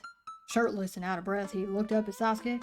Sasuke smirked and unbuttoning his ninja pants. Oh my. Oh, okay, that's enough. Damien snaps the book shut and he puts it back on the shelf. I think I just grabbed his fan fiction. That's, listen, it's a rare book in my private collection. Please, will you join me for some tea? Yeah, but I want to read more of that book. I follow Damien to his sitting room where, finger foods have already been set out upon a beautiful, tiered silver tray. I take a seat on one of the high back chairs as Damien pours and serves me some tea. Listen, I can't believe we're having a high tea. I never thought I'd get to do this, so, thanks. Oh, the pleasure is mine. What? You know, it's a common misconception that high tea refers to the wealth or class of the people enjoying it, when in fact, the high refers to both the later time of the day that the working class had to enjoy tea, and the height of the tables on which they're served. Oh, my dear friend, we're currently enjoying afternoon tea. Well, that's, informative. Damien takes a seat next to me and he serves me a tiny little sandwich. It's so cute, it's so tiny. Are there a lot of goths in Maple Bay? I don't know if we can just ask that. I like your cape! We have to say that we like his cape, chat. We have to say it. Well, I like your cape. It's a cloak, actually, but thank you. Victorian fashion is very important to me. I mean, you pull it off quite well. I like it. Well, thank you. Regardless of my historical leanings, it's very important to me to present myself well. It has taken a long time to come up with a style that's both true to form and representative of myself, but I'm very happy with how I dress. I do get some strange looks, yes, but it's something that brings me a great deal of joy, so I don't mind. I can relate. I don't dress in Victorian clothing, but, I can relate. To be able to wake up in the morning, pick from my closet a variety of cloaks, waistcoats, top hats, and even binders that are period appropriate feels amazing. You wear top hats? I mean, yeah? You wear top hats? You don't? I mean, what got you so interested in goth stuff? And, thank you very much for following. MN Legit 612! Thank you for the follow. Oh. So, what got you into the goth stuff? Well, when I was a young boy, my father... I mean, did he take you into the city, perhaps? Sorry. I mean, did you guys see a marching band? I'm afraid I don't understand. Well, are you serious right now? 'Cause, like, of course. But it's, I mean, you know, it's a song. Manda made me listen to it. Oof, we're losing points, chat. We're losing points. I mean, seriously, you don't... You know, I'd love to see a marching band. I mean, I could take you. I could be your daddy that takes you to go see a marching band if you want. Well, nevertheless, I've always had a love for art, history, and fashion. What started off as a small hobby of collecting taxidermied animals grew into sort of an obsession. It's a privilege to be able to appreciate the lives and culture of those who came before us, I think. I mean, yeah, why not go all the way? I like not dying when I catch a cold. Take a sip of tea. Oh. I can acknowledge that there were many very terrible things about the Victorian era, and to try to live a life that strictly aligns with those ideals would be admittedly horrid. But I think it takes a critical mind to truly appreciate something to the fullest, to be cognizant of its flaws, and love it all the same. Huh. Tell me, Fry, do you have any hobbies? Oh god, oh no, we gotta impress him! Well, man, I do, but I don't know if I care about anything the way that, you know, you care about this stuff. Well, I'd love to hear about your interests. Hearing someone talk about the things they're passionate about is intriguing, and quite honestly, it's, rather attractive. Chat, he thinks it's attractive! Oh, we have to do something good! Okay. Please, do tell me about your hobbies. Quick, gotta sound sophisticated, chat. Gotta sound sophisticated. Okay, I like watching soap-making videos on the internet. No, that's not gonna, okay. Love me some, word jumbles. No, he's not gonna care about that. I learned how to juggle once.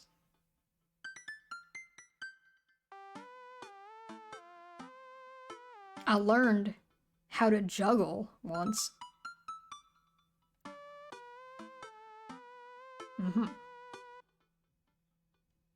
I think we should go with the soap making videos on the internet. You know, soap is an important advancement in modern society and getting rid of germs and stuff. And I would say that the people who make the soap are, you know, they're the true heroes here. I mean, to watch them work is truly an honor. It's truly an honor. I tried making some with Amanda once, and we both had to go to the doctor for the rashes. But I mean, I guess it goes to show that we should leave it to the professionals because we know what the fuck we were doing, you know. So soap. Yeah. Oh.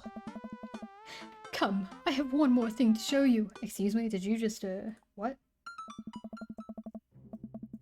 Well, Damien takes me around the back of his home, where a variety of flowers flourish beautifully in landscape rows. A small stone path weaves through it, and butterflies flit lazily through the air. Okay, but this place is beautiful.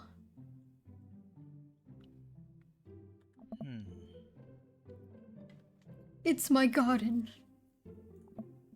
I mean, it's beautiful. Thank you. See ya, Hudson. Have fun. I hope you have a good rest of your day.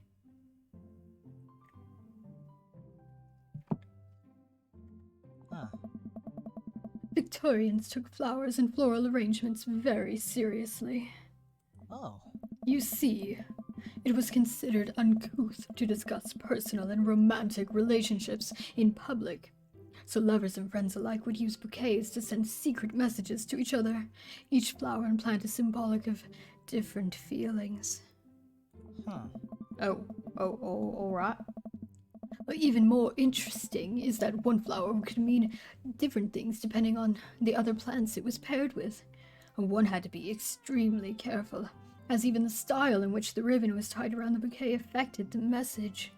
Well, that sounds rather confusing, I guess. But Damien leans down and picks a gorgeous bright orange flower off a vine.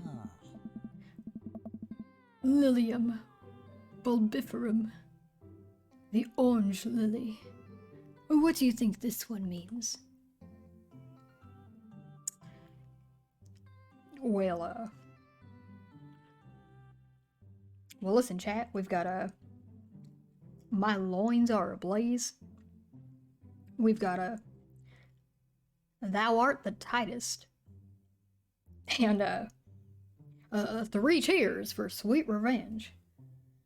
Oh my. Yikes.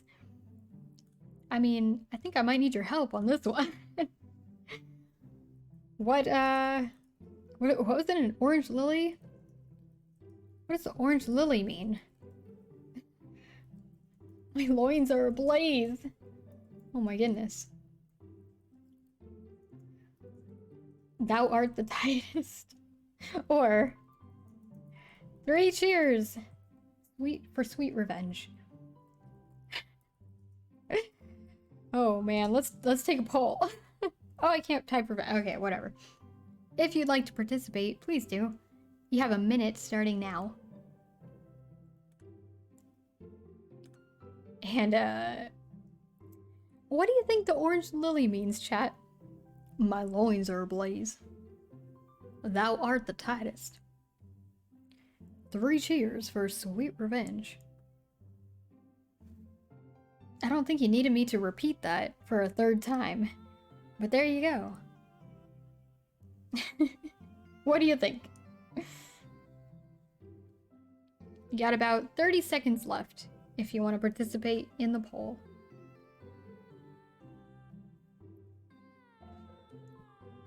I'm gonna take a drink real quick. Hydrate with me, chat.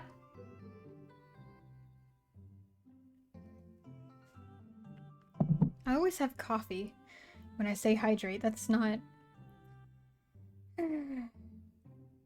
Alright, the poll is just about over. What does the orange lily mean? Well, I reckon it means, my loins are ablaze.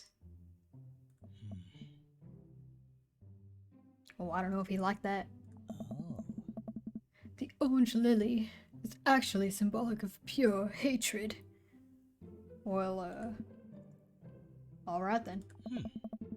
And that's precisely why floral arrangement is so challenging. What's your favorite type of flower?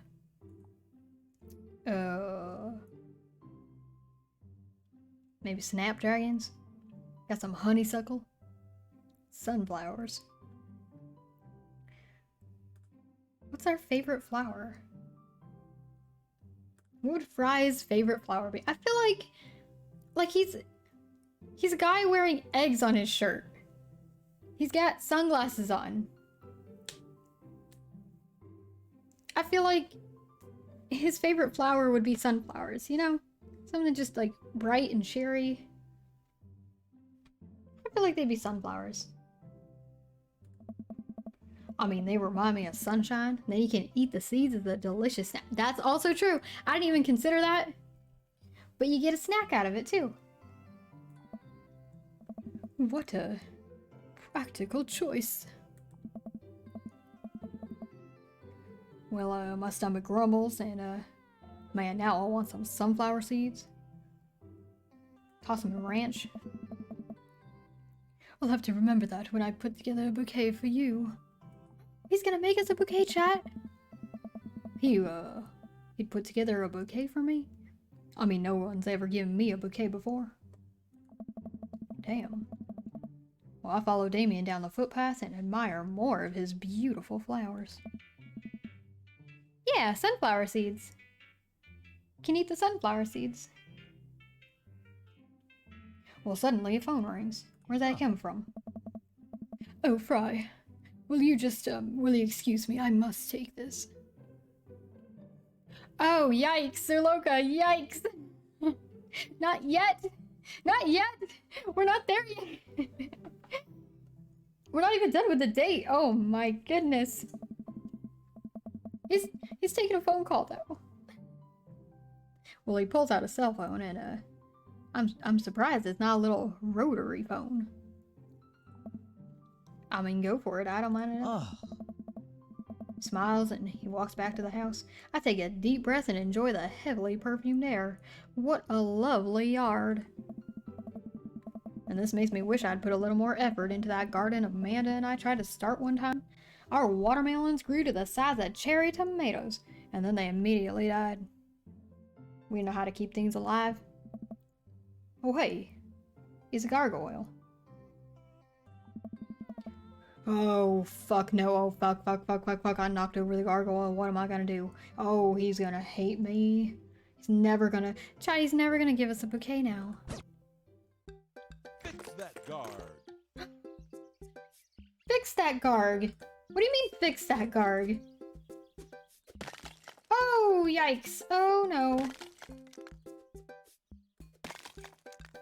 Okay. Alright, we can do it. Nope. Okay, maybe...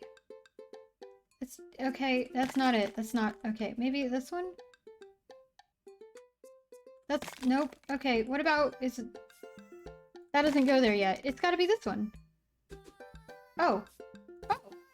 There we go. Okay. We're gonna do it. It's gonna be fine. Nobody panic. Goal! We did it. It'll be our little secret, chat. Don't none of you tell. Hey, gas is cheaper in the suburbs. Yeah, especially if it's not near a university. Whew, that was a close one. Oh no, here comes Damien and he looks upset. Ah! Fry, my sincerest apologies to have kept you waiting. There's an urgent matter that I must attend to, so I'm afraid I must take my leave. Oh, yes, no problem, dude. I mean, is, everything alright? Damien worries the hem of his coat with his fingers and looks away. Yes, everything's perfectly fine, but it's Lucian. I mean, what's wrong? He appears to have, well, his teacher needs me to come to the school, post haste. I mean, do you need any help? Because I'm available. Oh no, you don't have to. Now let me come with you. Us dads gotta stick together, you know? You know, you're right. This is one of Lucian's more, elaborate stunts, and I would greatly treasure having another parent by my side. Yeah, well, let's get the fuck out of here. Hmm. Hugo! Oh no! Oh no! Oh no! Oh no! Chat, this is bad! This is bad! Oh no! Do they... This is bad. Are we exclusive with Hugo? I don't know if we established that or not. Does he know? Like, we're just casually dating, right? Oh no. Okay. Well, Damon and I we walk into the school and we're immediately greeted by an anxious looking Hugo. Look, Hugo, it's not what it looks... Okay, hang on. I mean, it might be, but hold on. Hey, Damien, you're here in record time. I wouldn't miss it for the world, dear friend. Wow, whatever it is, it doesn't seem like this is Hugo and Damien's first time to the "my kids are in trouble" rodeo. What is it this time? This, Damien, you have to see to believe. Well, Damien and I fall into step behind Hugo, who leads us through the busy corridors of the school. We pass by several classes in session, and I vaguely wonder if Amanda's around. Manda-Panda. She better be in class. Hugo eventually ushers us into a small boiler room with a flight of rickety stairs leading down into darkness. Watch your step. I can hear faint voices drifting up from the basement, and they don't sound happy. As I'm led into the depths of the school, I recall the antics I got into as an angsty middle schooler. At least I had enough sense to stay out of the creepy basements. Well, we find another teacher in a boiler room tucked away in the back of the basement. With him are Lucian and Ernest, Hugo's son. Lucian has a bloody nose. Thanks for coming. I can't make heads or tails of this. I look around the scene of the crime and I see a bunch of bricks and some masonry tools scattered around. What happened here? Ernest punched me. Lucian tried to kill me! Ha! The room fell silent. I was not trying to kill you, dumbass. I was just trying to build a brick wall around you and see what would happen. That's all. Like, you just had to stand there. That's it. You promised me there was gonna be wine down here. You tricked me. Ah. Whoa. Wait a minute. Wait a second. Lucian, did you try to... Cask of Amontillado. Ernest? I'm neither confirming nor denying that. Well, I turn to Damien and I whisper to him. Hey, what's a cask of Amontillado? It's a classic Edgar Allan Poe short story where a man gets his enemy drunk, lures him down to a cellar, and with the promise of wine of a fine vintage, and then he buries him alive behind a brick wall. That sounds exactly what he was trying to do. It's a lovely story, rather, or actually. Okay, so wait, Lucian. You tried to do that to him? Why would you do that? I was curious to see how it would turn out. I wasn't actually gonna leave him there. Okay, but what was the thought process here? That Ernest was just gonna, just gonna sit still while you slowly build a tomb around him? I mean, well, it worked for like 20 minutes because he's an idiot, but then he realized that I had lied about the wine, so... And you were cackling maniacally! That sort of tipped me off! Ernest, 20 minutes? Dad! Sweet Manchego. Wait, Manchego, it took you 20 minutes? Son, we just did an entire 2-week unit on the cask of Amontillado, and it took you 20 minutes to realize Lucian was leading you into an elaborate ruse? Did you even read the story? I read the first 5 pages, and then I read a review of the movie. Sweet Manchego. Sweet Manchego. It's only 5 pages long, and there is no movie. Yeah, you're right. I paid Lucian to read it for me. Actually, he didn't even pay me. So when you think about it, this was me teaching him a lesson. He better have learned something. The more you know. Well, Damien and Hugo, they both had their heads in their hands. Proud father moments for sure. You know, you guys are always telling me to engage in the literature, and I did. I don't see a problem here. Alright, I'm filing this under what the hell? Don't do. Whatever that was again. You two are both suspended for a week. Ernest and Lucian high five. While the teacher starts to stomp up the stairs. Hugo, I'll cover your class. Take your son home. Mr. Bloodmarch, you too. Thank you for your mediation. While we all head up the stairs and out of the school in tense silence. He tried to build a wall around the kid just to see what would happen. Oh my god. Oh. Well, Lucian, Damien, and I, we all pile into my car and begin the drive home. Lucian immediately puts his hood up and stares out the window angrily. Well, I'm not going to therapy again. I know, son. It's entirely up to you whether or not you want to go. But I care about you, and I can see that you're struggling. So if you do decide that you would like to speak to a professional about your feelings, we can do that too. Maybe you can spend this next week looking for a summer job, I know how much you want your own car. I can't believe Damien's keeping his cool. I'm impressed.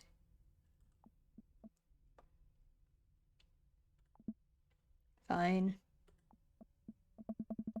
Thanks for not freaking out too hard. Oh. I love you, son. Well, Lucian just continues staring out the window.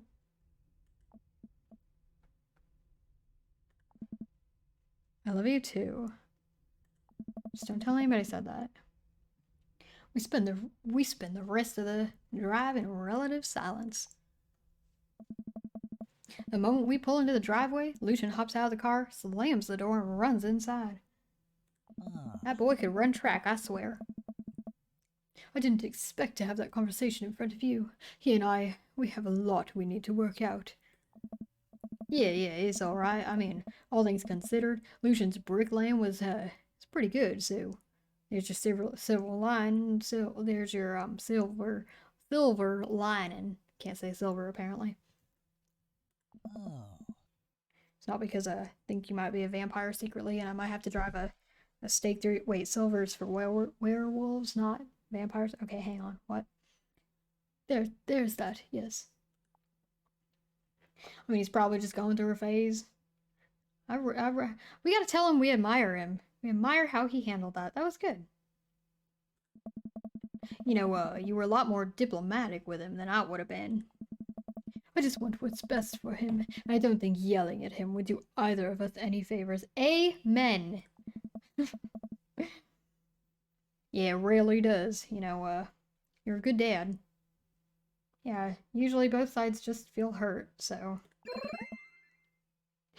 He loves us! Look at all those things. So, I'll see you around soon. It would be my honor and my pleasure. Damien bows with a flourish. Classy. Huh. Come home to find Amanda curled up on the couch with a blanket watching TV. I'll plop down next to her.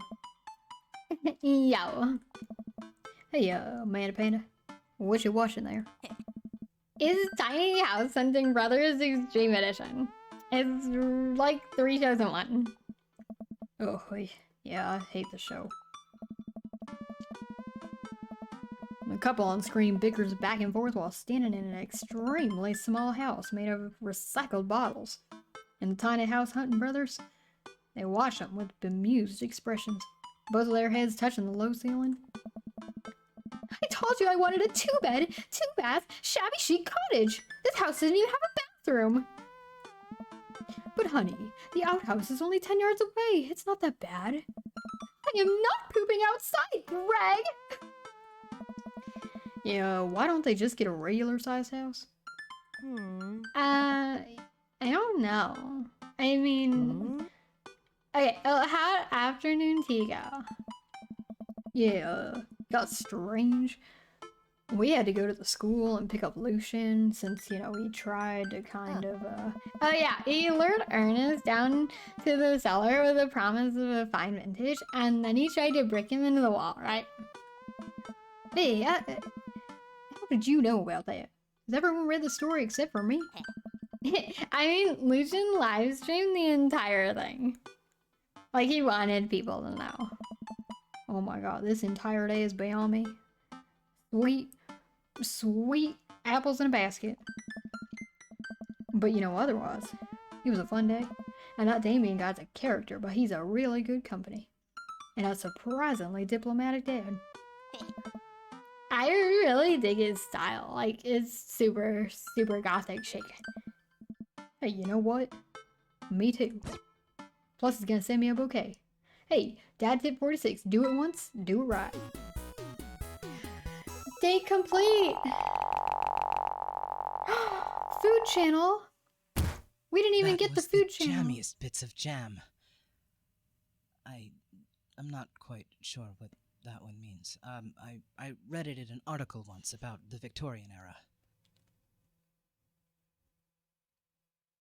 What? Oh my goodness, what? Okay, y'all. Well, on that note, let's take a little break. Why don't we? I'm gonna grab another drink. And, we'll be right back, I guess. Take this time to stand up and stretch if you've been sitting for a while, or grab a drink, get some snacks. We've got another date to complete when we come back. So, we'll take a little break. We'll be right back.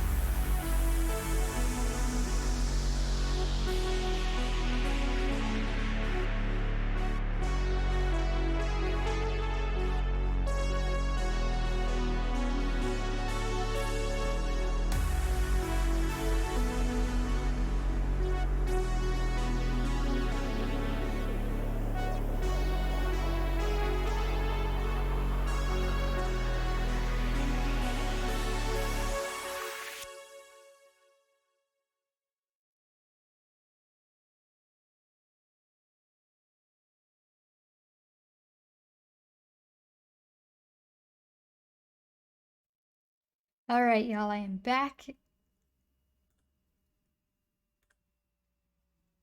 Time for our Welcome. next date. You've got dads. You've got dads! Wow! Look at Hugo! Oh my god, Hugo messaged us! Okay, we gotta see. We gotta see. Hey, Fry. What are your feelings about poker? Well, you know, like, strip poker? What do you mean? Beyond hardly knowing her.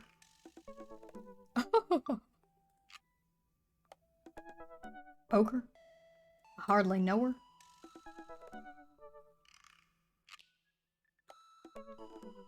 There it is. Well, good talk. Wait, I actually like poker. I just saw the joke and I had to take the shot, you know? Please, please, Matt. Oh wait, this is Matt. Did I say Hugo? I'm sorry. Please, Matt. I'm a dad. I'm contractually obligated. What voice did I do for Matt? I don't remember. I'm just merging everybody together. Alright,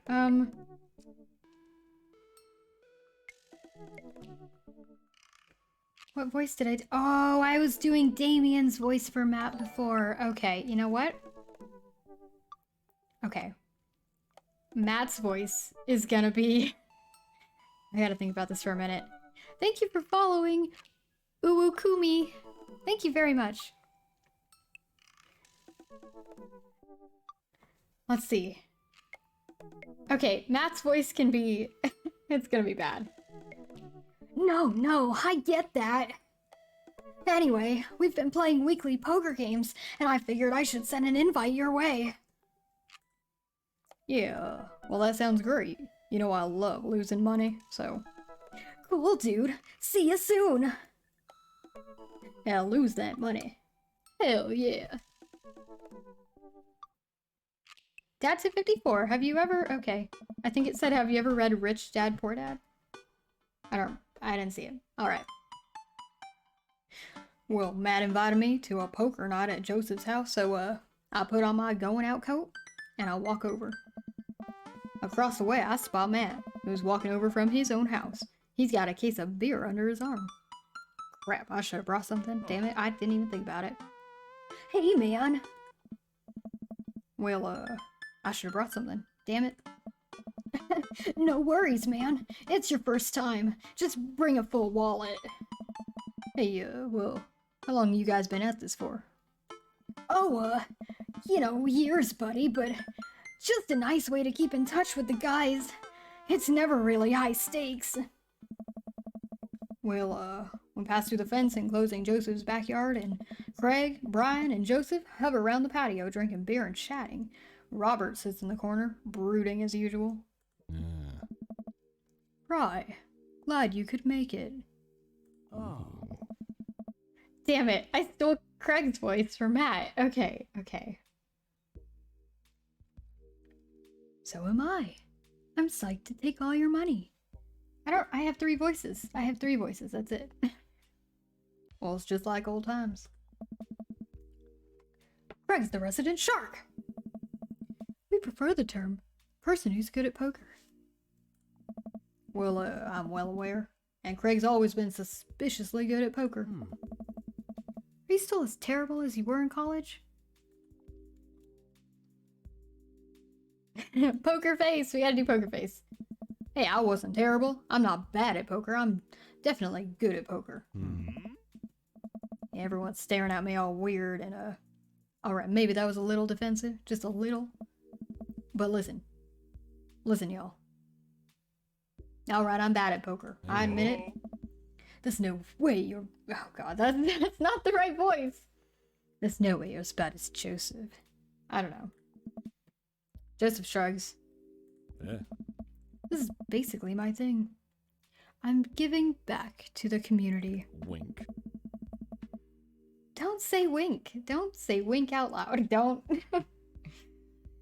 Plus, I'm happy to just sit here and eat all of Brian's snacks. Eh? Guess who brought pigs in a blanket?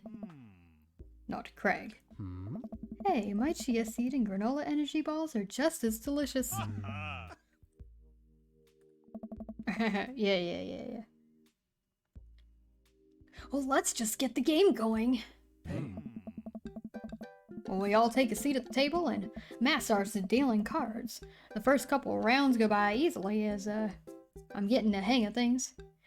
But you know, it's pretty obvious that Craig is running the show here, so hey Craig, how'd you get so good at this? It's pretty easy. You just start getting a feel for everybody's tell. Like, Matt will scratch his ear. Oh. Hey! Brian adjusts his pants when he's trying to lie. Hey. Now wait a second! And I think you just loudly announce to the whole room when you have a good hand. Yeah. Yep. That's me. Oh. That's little old me. Hey, what's Joseph Tail? Everything. Literally everything. That man is an open book. He couldn't lie if he tried. Well, at least I have God on my side. Alright, Joseph. Oh. See, you can't even say that with a straight face. Yeah, what about Robert? Honestly, the man's an enigma. Robert raises his glass of whiskey to us in a solemn salute. Yeah, I think, I don't know. I think he'd wipe the floor with us if he actually tried. I'm just here because I enjoy the company. Oh. Robert pulls his phone out and stares at it. Hey. Robert, is that a flip phone? Hello? Yes. Yes, it is. What, are you a drug dealer now? Yeah. What do you need? Horse, speed, 200 Johnnies? What? Hey. I can get you the street stuff easy.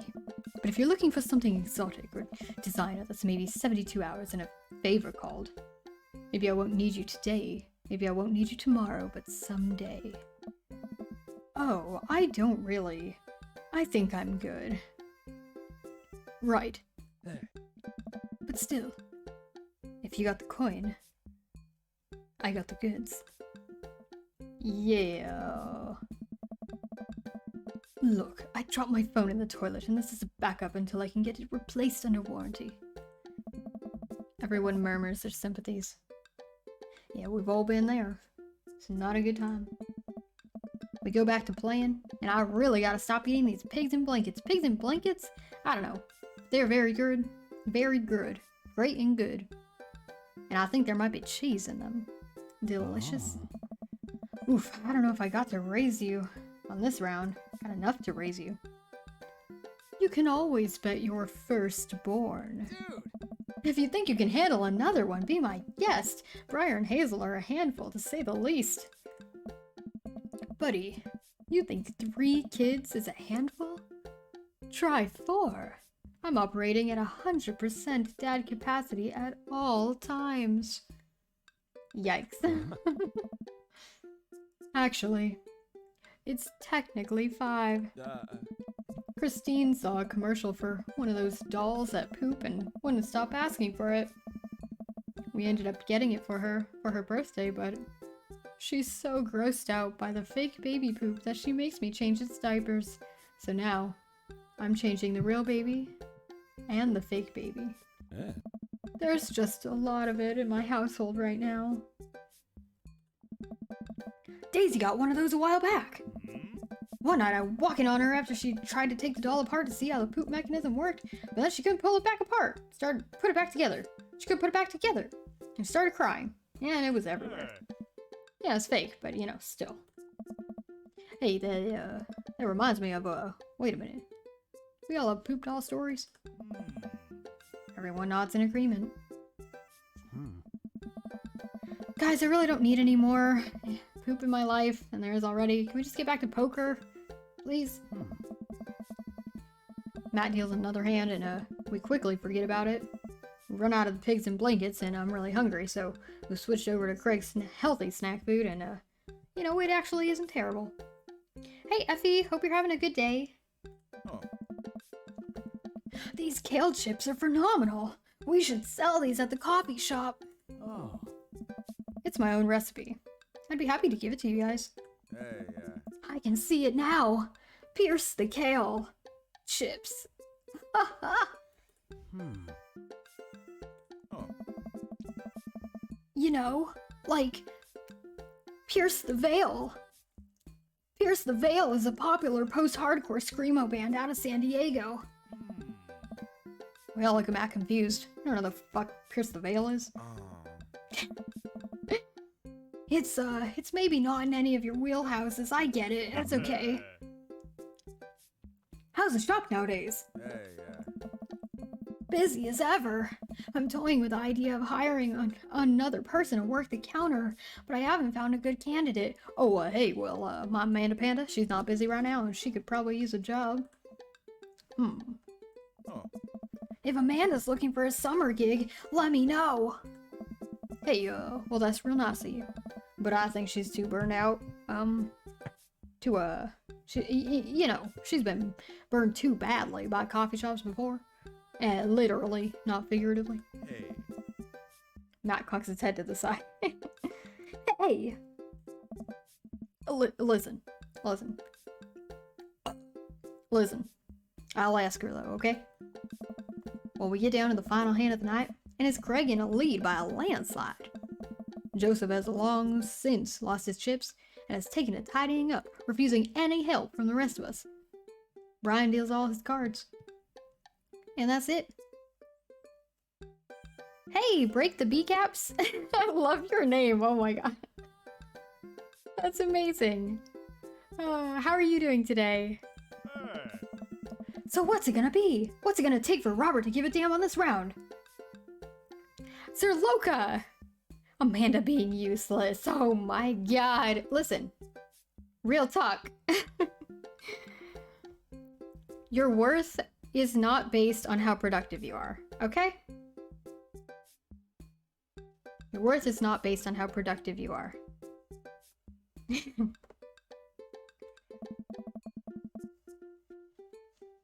Robert looks up from his half-empty glass of whiskey. Do you really want to unleash the beast? Huh? Well, now I'm curious. I got a long history of being a gambling man, but I'll only do it if you make it interesting.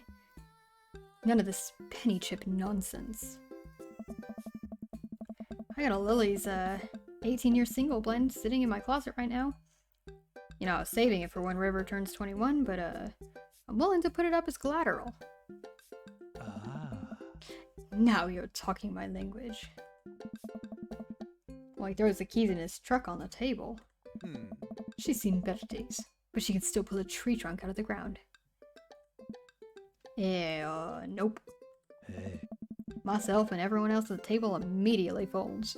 I'm not getting in on that shit. Deal the cards, Bry Guy. Are you guys sure you wanna... You heard the man. Oh. Deal. Brian deals the next round of cards, and Craig stares daggers at Robert, who casually sips his whiskey. So I know what you might be thinking. Robert put his old workhorse up for grabs. His only mode of transportation. At times in his life, his only home. How could he be so sure of his abilities in gambling? I'll tell you right now, Craig. It wasn't always like this. I was a lot like you. Smart. Talented. Cocksure of my own luck. Great biceps. But it didn't last long, though. I lost everything in a game of Pai Gow in the back room of Shenzhen Tea House on what I thought was a 3-day business trip. Everything. Gone. Clothes, money, identification, you name it. I woke up in a ditch near, I apologize for not knowing how to pronounce that. Woke up in a ditch near a park. Had to make my life new from there. It took me 3 years to beg, borrow, and steal my way back to American soil. And in those 3 years, I saw the greatest depths of human fear.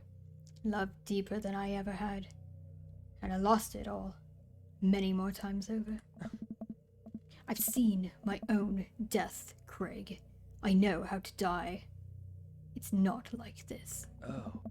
So let's make this more interesting, shall we? Dude. Well, Robert produces the deed to his house from his jacket and he tosses it on the table. What are you doing? Hey. All I have and all I am. Are you prepared to go the distance? Oh. Well, Craig wipes the sweat from his brow, and he studies Robert's face intently, searching for any sort of tell that he can find. Robert casually sips his whiskey again. Well, I fold. Hey. Everyone erupts. Mm-hmm. Fine, fine, the whiskey's yours. And that's why you don't dance with the devil. So what was it? Were you bluffing or did you have the cards? That's for me to take to my grave, fellas. Oh. Next week, boys. Thank you for the look, Professor. And yeah, why did he have the house deed in his pocket? Is a real house deed? Maybe it's a fake. He was just psyching everyone out. Next week. Hey. You got it. Hey. I'll be there. Yeah, I almost had a heart attack, so I don't know about me. Welcome to the exclusive club of people who are a little terrified of Robert. Yep. Yikes. Well, we all say our goodbyes and head our separate ways. Tip 36, trust no one. You've got dads. Do we have dads? Craig! We always have Craig. Hey, dude. I don't care. Oh, I've got just the thing. Head to the store and grab you a real... I don't... Why? Okay. Look. We were pursuing Hugo, but we're also pursuing Damien now. So...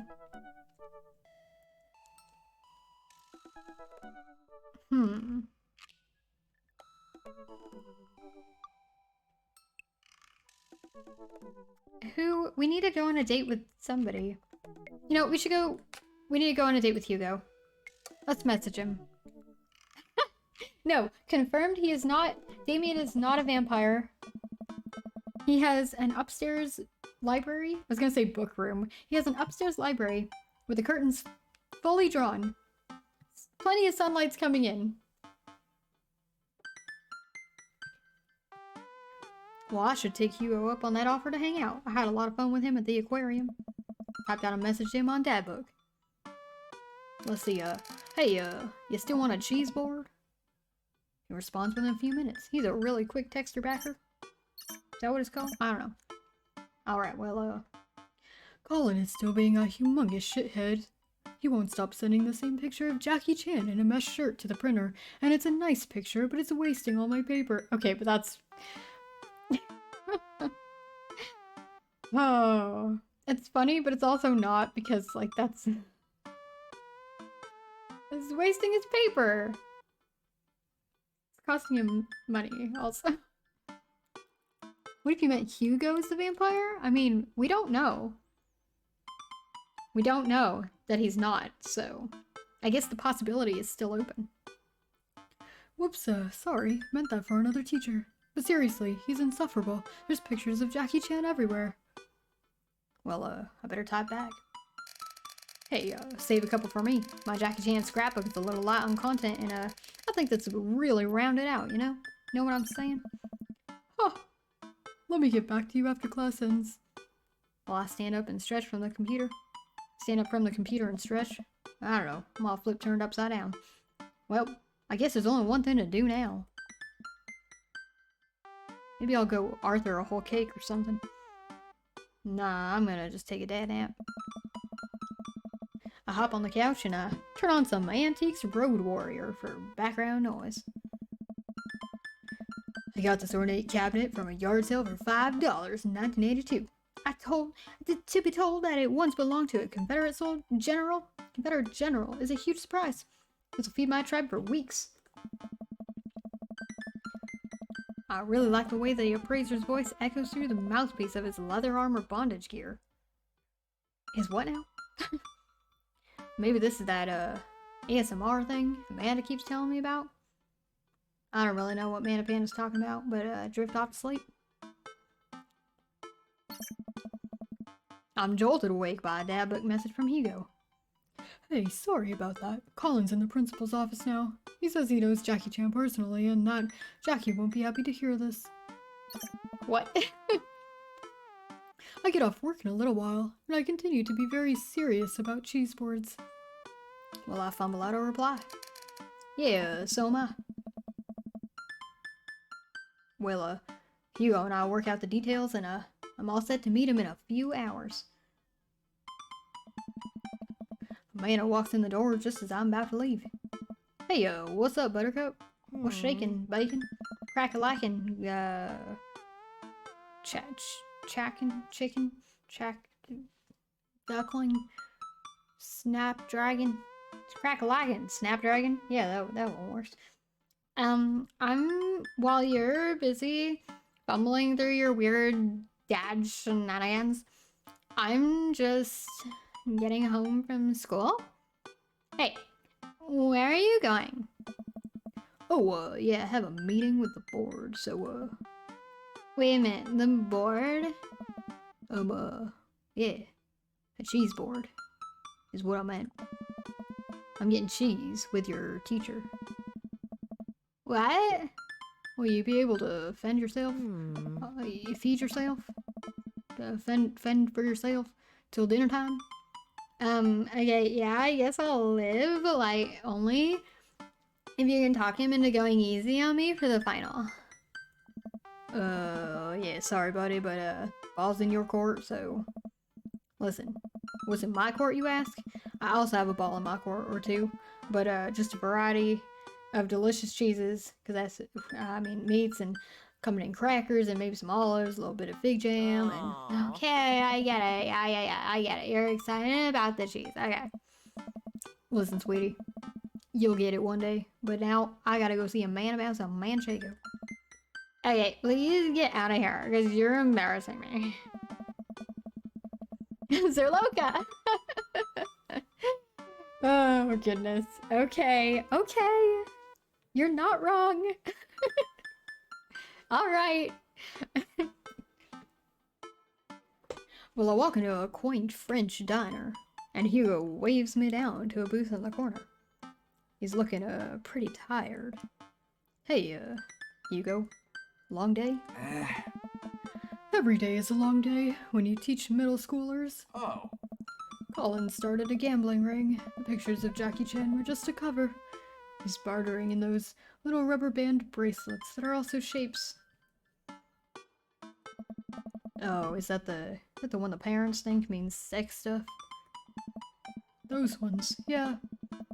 But the reports are just the sensationalist news. Media capitalizing on the fears of suburban parents as usual. Yeah, what's new? At least I hope. Yikes. Well, listen, right now, I'm very ready for some fine wine and some delicious cheese. A waitress stops by and takes our order for the biggest cheese plate you have. For the love of God, just please put the cheese in my mouth, and that's what she said, and recommends us some wine. Do you two want a scorecard for trivia? There's trivia? Wait a minute, and nobody ever told me that there was trivia here. Is it trivia night? Yeah, we're starting in a few minutes. So pretty much everyone here is playing. So you're gonna be the only couple not playing. Oh. Well, we're not really a couple, but we'd love to play, right, Fry? Well, yeah, sure. I'd love that. The waitress hands us a scorecard and a few pencils before leaving. You know, I might not be much help here, but I'm not very good at, you know, being smart, I guess. Come on. I doubt it'll be too hard. Fry! Oh my god. I turned to see Matt and Brian here with their daughters, looking like they're ready for trivia. They come up to our table to greet us. Oh, hey guys, you all here for the old question and answers game? Hey. Yep, we come here every week. But Brian and Daisy carry the team. Carmencita and I are just here for the cheese. Ah. Provolone 2, lost to New York, have been reigning champions for the last month. Man, Brian's great at trivia too. That raises the stakes. Hey, great name though. Hey, solid team name. That's Carmencita's name. Claim to fame. It hurts me how good I am at puns. Like father, like daughter. Hey. You guys gonna try to give us a run for our money? We'll see what we can do. Yeah. I will destroy you. Oh, no, no, no. Yeah, we'll see what we can do to try not to hurt your feelings too bad. You know, the cheese will taste so much better with a side of victory. Ooh, Hugo loved that. Hugo and I bump this. Pound it. Tag team champions. Oh my god. Ah, We'll have to think up a good team name, but I think this will be fun. Good luck. Ryan, Matt, and their daughters head back to the table. We'll, I guess we need a name. Got any good ideas? Ooh. Oh my, okay. Well, I think we should take a poll. Let's see, what should our team name be? We've got several choices. Oh my, easy. Easy breezy. Beautiful. Manchego. Alright. Havarti. Like it's 1999. I like that one. I mean, they're all good. Let's see. Havarti like. It's 1999. We've got. Ah! Real monsters.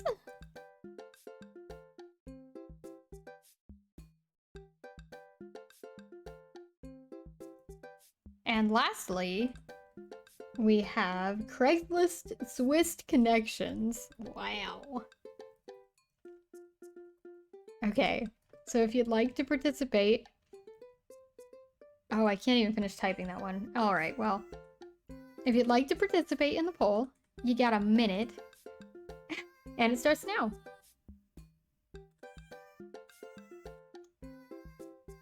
What do you think our team name should be, chat? What do you think? These are some good names.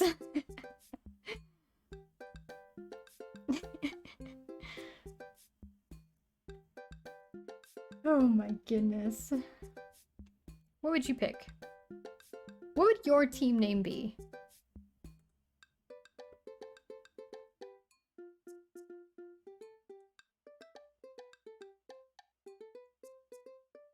So you got about 25 seconds left if you want to participate.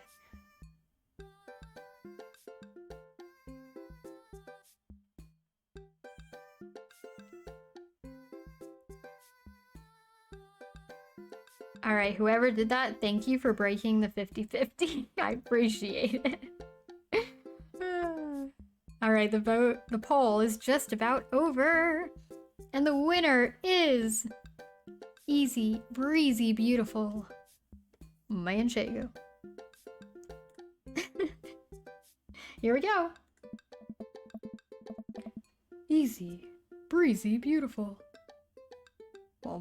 Sweet Manchego. That'll do just nicely. The waitress comes by with our cheese board and we revel in its glory. Already I can see a piece of cheddar with my name on it. I pair it with some strawberry preserves and I slide into dairy-induced ecstasy. There's such a fine variety of cheese and charcuterie that I'm positively overwhelmed. A quick dip into the seasoned nuts, a slice of savory yet salty Gouda, or perhaps a focaccia crisp topped with honey and goat cheese. You know, I'm so happy. Hugo raises his glass and oh, cheers to cheese. Hey, hey! Oh, that's a middle-aged man in a backwards baseball cap, sunglasses, and cargo shorts. jogs out of the back with the frenetic energy of a radio DJ. Everybody ready for some trivia? Quizmaster Quinn. The restaurant cheers. Oh man, looks like everyone's real into this. That's what I like to hear. For those of you who don't know me, I'm the Quizmaster Quinn. My actual name's Richard. I just like the alliteration. More cheers. Sad Master Quinn. I see some of you brought your children here tonight. That's cool. My children won't speak to me. We are not dating that guy. That's right, we're here with Hugo. Alright. Haha, I'm just joking around. Classic Quizmaster Quinn humor. I'm actually my wife. I mean, it's actually my wife that won't speak to me. She doesn't want kids. Okay, let's get into some questions. The first category is literature. Excellent. You know who loved literature? My dead father. I looked up to him so much. Bang, bang. More jokes! Classic Quizmaster quips. Just trying to keep it light here, folks. Just like I thought my wife was the light of my life. God, this guy is going through something. Hugo, you, got this literature stuff right. Ah, Does Franz Kafka have an irrational fear of one day waking up as a large, grotesque insect-like creature? Huh?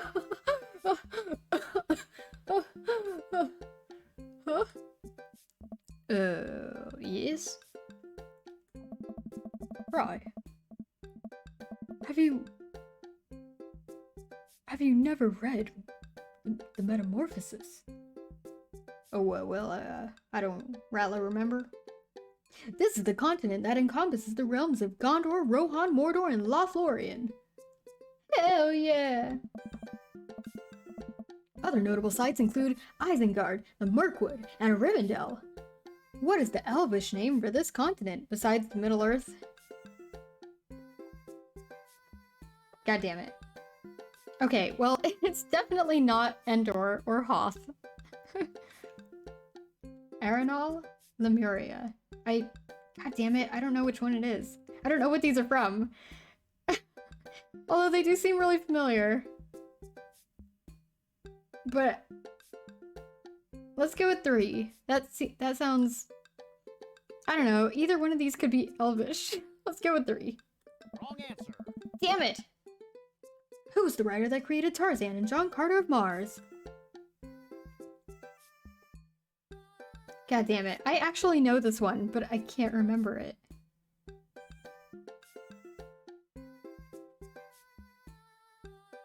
I feel so stupid. Chat, do you know? Who's the writer of Tarzan and John Carter of Mars?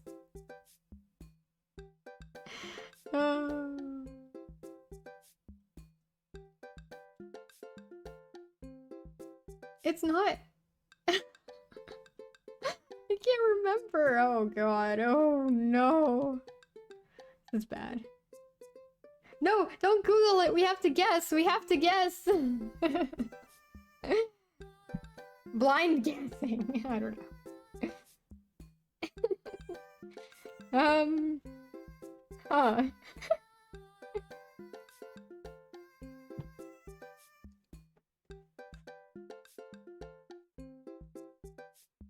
Fifth answer. Yes. Let's see.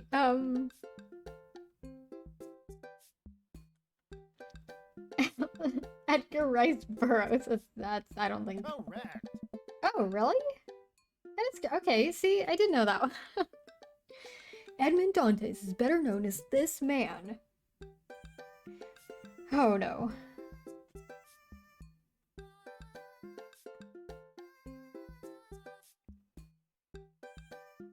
I'm not sure. Yeah, totally, Effie. Exactly, yeah.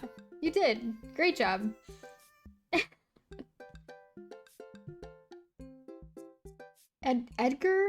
Edward. Dantes? Is that what it said?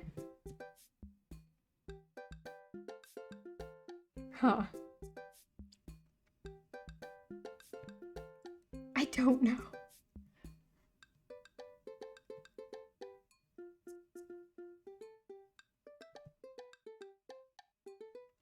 Okay. I can't remember. It was Edgar or Edward Dante's.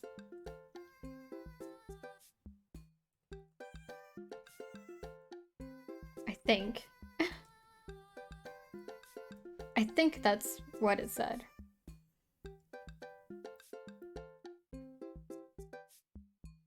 He's better known as one of these names. It's not Frankenstein's monster.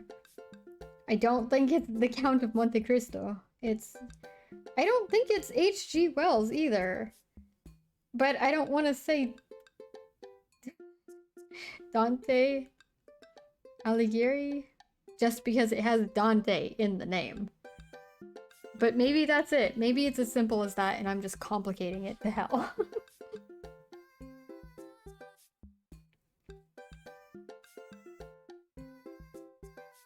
Huh. Maybe, okay, I'm just gonna go with 4. Let's go with 4.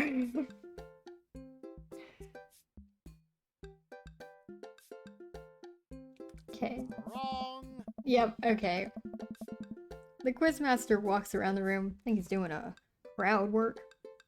He stops by mine and Hugo's table. Whoa, nice cheese plate you got there. Thank you, I guess. How's the cheese tasting, big guy? It's, good. Great! Cheese used to be my favorite food, but I developed a lactose intolerance later in life. Oh, I'm, sorry to hear that. Yeah, I also developed clinical depression. Sorry. Oh, yeah, sorry. But people don't tell you to just get over your lactose intolerance, right? Nobody's like, have you tried exercising to get rid of your debilitating dairy allergy? Or you just need to choose to not let your throat close up when you eat brie. He's got a point. Oh. Anything? Does that scan? I'm trying to workshop my routine here. Wanders off to another table. I don't know what the correct answers were. Looks like we're gonna start the next round though. Here we go, chat. More cheers from the audience. The next round is cinema.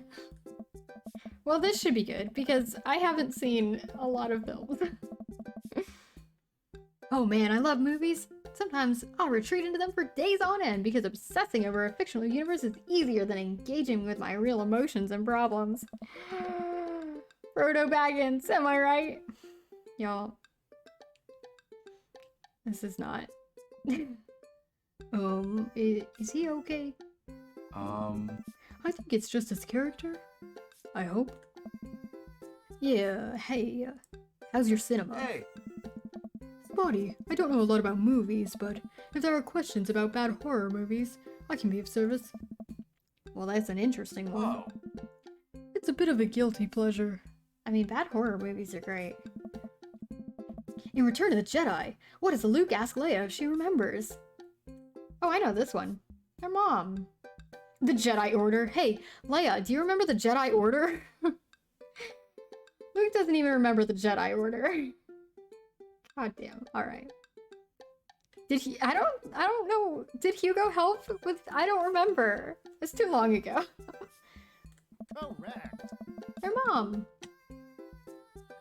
What entertainer makes a fourth wall breaking appearance in film Gremlins 2? I've only seen Gremlins 1. I don't know. Do y'all know? Has anybody seen Gremlins 2? Which one of these actors appears in Gremlins 2? Makes a cameo. Charlie Sheen, Hulk Hogan, Emilio Estevez, Boy George. Man. Gremlins is a great Christmas movie. Can't tell me it's not a Christmas movie. Oh, God. I've only seen the first one, though. Well, why do I feel like it'd be Hulk Hogan?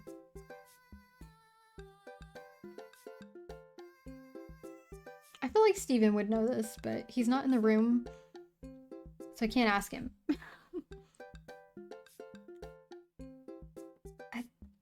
feel like it'd be Hulk Hogan. Maybe we'll go with that. Correct. Yeah! That was right. We're doing good on this one. Which of these 80s horror movies dies, not feature? What? Which of these 80s horror movies does not feature an Indian burial ground as part of its setting?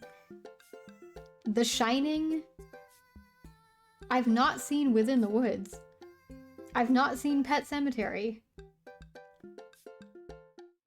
Okay, well, Poltergeist definitely does. Great film, by the way. The original. The Shining does not. Right? The Shining doesn't. I can't remember. I've only seen that film once, and I haven't read... I've seen the one with, what is it? Jack Nicholson? Because there was a made-for-TV one. But I haven't read the book either. And I've neither seen nor read Pet Sematary. I don't know what Within the Woods is. Alright. Let's go with The Shining. I can't remember. No. Okay, that wasn't it. Nope. Seems like we're doing pretty well, but we're neck and neck with Brian and Matt's team. Those guys are pros. I look over to their table and give them a friendly but competitive nod. Lock eyes with Brian. He gets a much sterner nod. And the next category is wrestling. Oh no. Okay, we're totally boned. I don't know anything about wrestling. Like, this one time when I was a kid, my grandpa was watching wrestling and he asked if I wanted to sit down and watch it with him.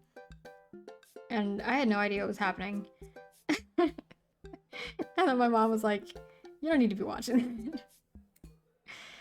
So I got up and left. I don't know. I don't know anything about wrestling. Oh. Hugo grabs my arm.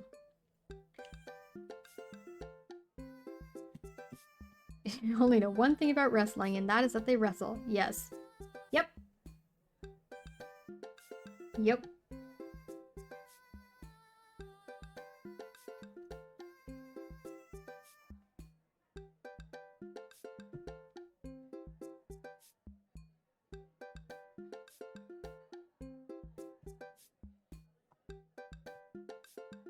I'm sorry, chat. I got distracted with something real quick.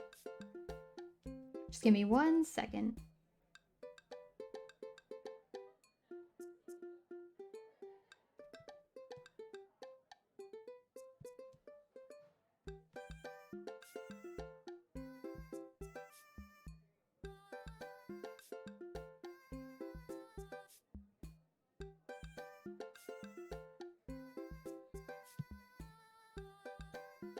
Okay. Alright. Wait, I got this. Huh? Man, you know who I would want to wrestle with? Literally anyone. I crave human interaction. Please, put me in a chokehold. Please, it's been so long since I've been held. Ha ha ha, funny, jokes. So sad. I can only process my emotions by making jokes out of them. Yeah, Hey. Let's start the quiz! Remember that this is the lightning round. Lightning round, lightning round! The first people to answer get the points. Well, I look over to Hugo and, he's focused. He's in it to win it. Alright, question 1. This was the original name of Stone Cold Steve Austin in his debut for the WWE. Well, Hugo's hand shoots up. Yes, the enthusiastic one. Over there. We're on a date with Hugo. Steve Austin debuted as the ringmaster. Oh. That is correct. Points to Easy Breezy Beautiful. Oh. Next question. This city was the location of the first ever WrestleMania. Ah. Double date? I mean, maybe. I guess? Hugo's hand shoots up again. Yes, the one who looks like, yeah, the one who looks like he'd known the answer for his entire life. Ah. I mean, as long as Hugo is okay with it, then yeah, there's no problem. The first WrestleMania was held in New York at Madison Square Garden in 1985. Correct. Another correct answer for easy breezy beautiful. Hugo's destroying these questions. He's so passionate about this. I never would have guessed. Well, I've never seen him act like this before, and it's honestly, kinda hot. It really, jimmies my jammies, if you know what I mean. Oh, a tough one! This title match went down in history as the shortest match at WrestleMania to date. Well, Hugo jumps in, more excited than I've ever seen him before. And this is only our first date. Second date? First, I don't know. Ah. Chaos, wow, I cannot read. Chavo versus Kane. Incorrect. Oh, sorry Bucko, but that is incorrect. The answer is actually Daniel Bryan versus Sheamus at WrestleMania 28. Hmm. Oh. No, that's absolutely wrong. The real record is Chavo Guerrero versus Kane, WrestleMania 24, March 30th, 2008. Kane took down Chavo with one chokeslam and pinned him for the 3 count. I will not stand for this travesty. Would you like me to compliment the Quizmaster, Zerloka? Alright. Quizmaster, listen. You're going through a lot of stuff. I know. It's tough. Clinical depression, that's really hard to go through. Your wife, ex-wife? I'm not clear. Doesn't matter. Sounds like the relationship is rough. But you know what? You're doing the best you can. You're running a quiz trivia thing for so many people in this beautiful restaurant. And that's bringing so much joy to so many people. You are doing that. You're bringing joy to people. And we wouldn't be here doing trivia night without you. So thanks for being you. And thanks for running trivia. I hope you liked that. I hope you liked the compliment. Well, hey man, I'm just reading from the card here. I don't actually write these. Well, you're still wrong. What are you, my ex-wife? Oh, it is the next wife. Okay. Well, the crowd erupts in laughter. And Hugo blushes. He retreats back into his chair. Oh. Fine. Wow, Hugo, really seemed fired up about that. Where'd he get this encyclopedic knowledge of wrestling? Well, how do you know so much about wrestling? Oh, you just pick stuff up. Well, that sounds suspect. That sounds sus as hell. But it seems like he doesn't want to talk about it. I turn my attention back to the Quizmaster. You know, in his own time. He'll talk about it when he wants to. Alright. Looks like we're down to the final category, and it's a close one between Provolone 2, Lost in New York. Oh, it's Home Alone too. I just got the joke. Oh god. I've only seen the first Home Alone. Okay, listen. And that was like 5 years ago. Oh. Alright.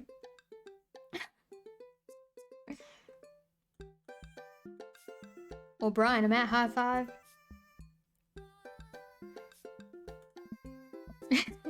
Yeah, I feel like that one just can kind of go over your head, you know? And easy, breezy, beautiful. Well, Hugo and I high five. We look over to Brian and Matt, Carmencita and Daisy all playfully give us a thumbs down, and they stick their tongues out.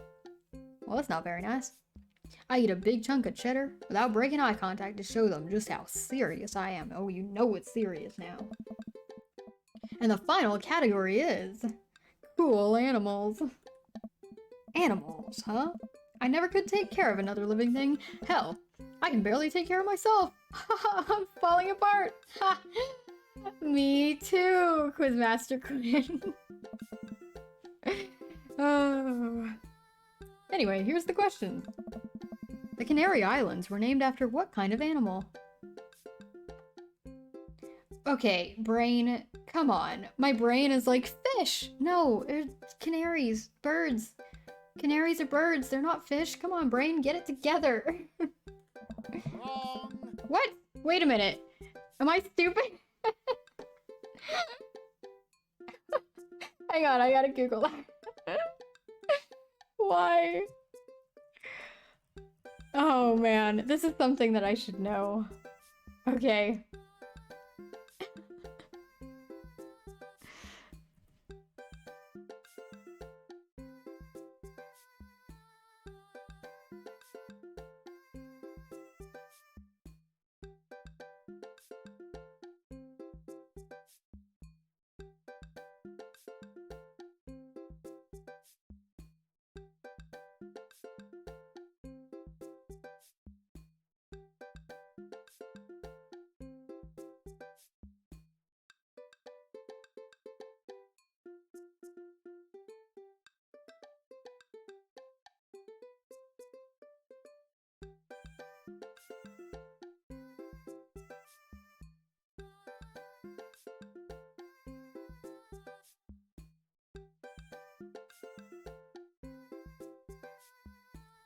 Well, I didn't realize that my mic was muted. I'm sorry. Okay.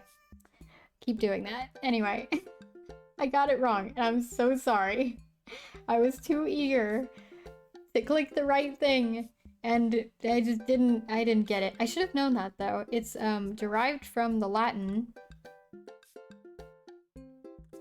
Okay, hang on. I X'd out of the page. Okay. Here we go.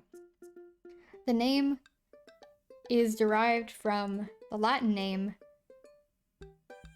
Canarii Insulae.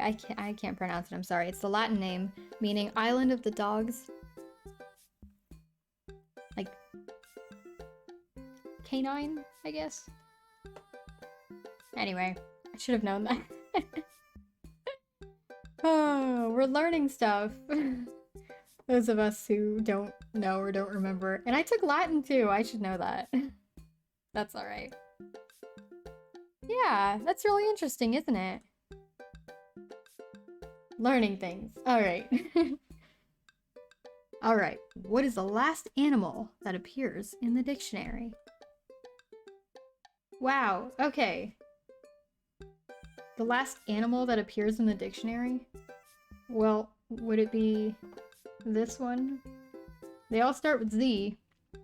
Then you look at the next letter, which is Y. So would it be this one? What do you think, Effie?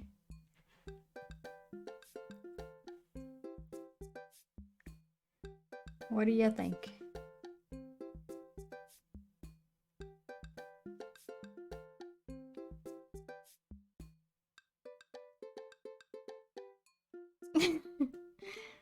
I mean, I guess if it's something you haven't thought about in a while, like, it's easy to make a mistake. But yeah, you just gotta look at the next letter. Correct. Alright. What mammal has the thickest concentration of fur in nature? The thickest concentration of fur. I don't know this one. What do y'all think, chat? Y'all have any idea? I'm not sure. I mean, the ones that live in the cold would probably need to have a thick concentration to be able to keep them warm. Right? Which of these have the thickest concentration of fur? Which of these animals have the thickest concentration of fur in nature? I can type it out also.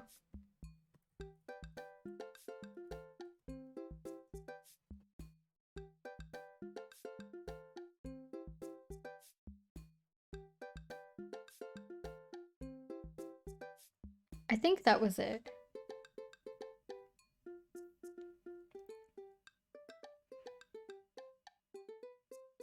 Beavers are weird, so they might be them.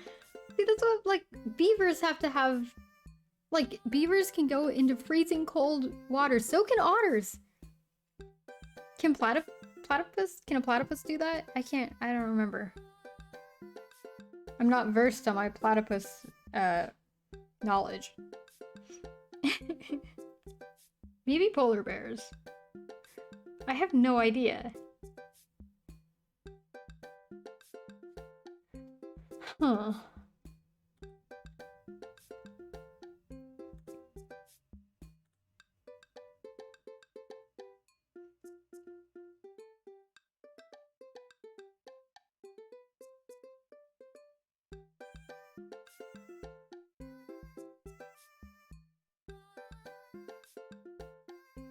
Do they even have fur?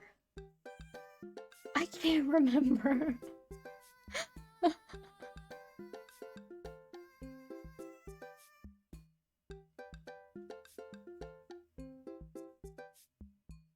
Oh, it's a Canadian beaver.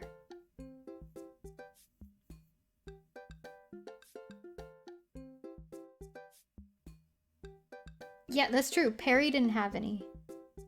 So, therefore, they don't have any.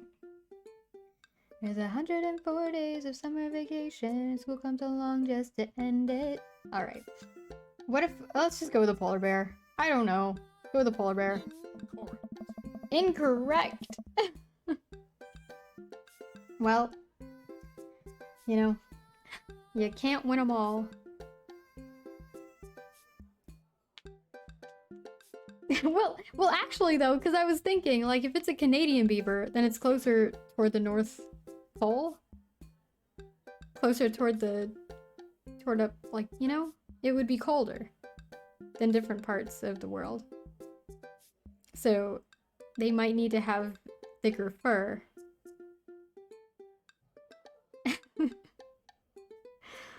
Oh, I don't know. Well, we got it wrong. I chose polar bear. Watch it have been the beaver. Alright, I'm just gonna come around and collect your scorecards and we'll see who came out on top. And that's what she said.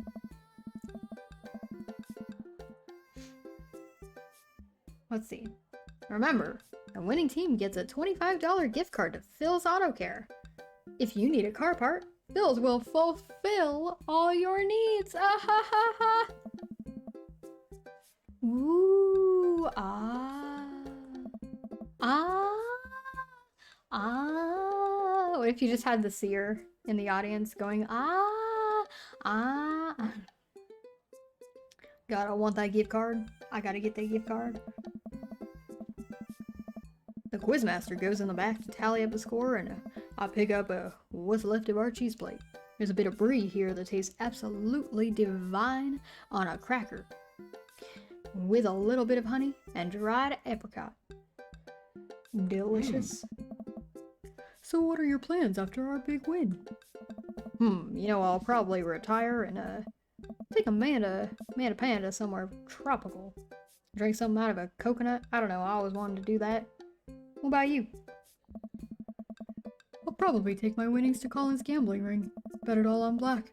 Walk out of there with more rubber bands in the shape of animals than I know what to do with. That's very bold, but I like your style.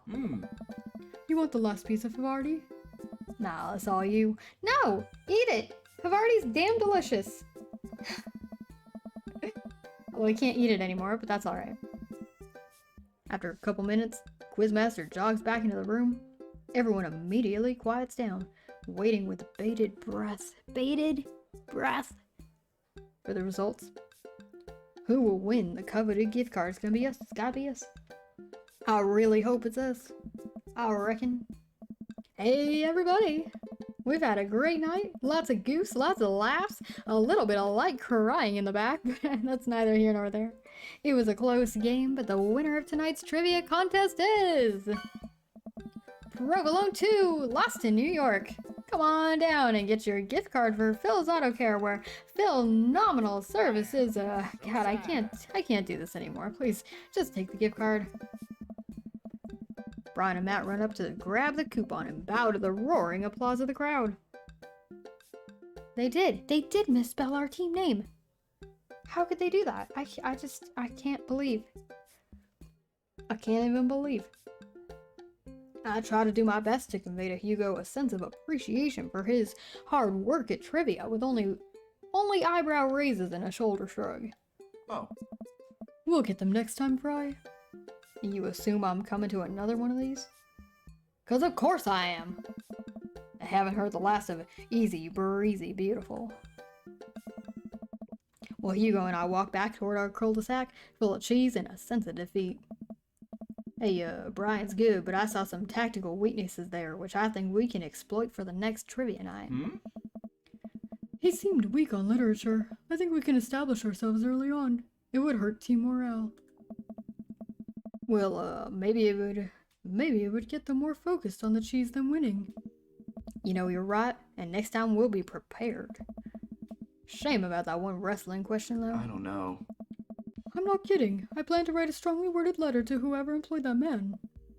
Well, come on now, there's gotta be a story there, you know? What do you mean? I mean, you didn't even stop to think. You pulled that wrestling knowledge out like you were at the ring yourself. You must have been there. Oh, it's just stuff I know. He seems uncomfortable. Well, alright, but if you ever want to tell me, I'm here to... I'm, DTF, I mean, I'm, down to listen. Yeah. But hey, good trivia night. Let's get the band back together soon. Certainly. Hugo and I say our goodbyes and make my way back home. It only takes me a minute to walk back home. Amanda's sitting on the couch reading a book about female photographers. Wow, I thought you didn't like reading.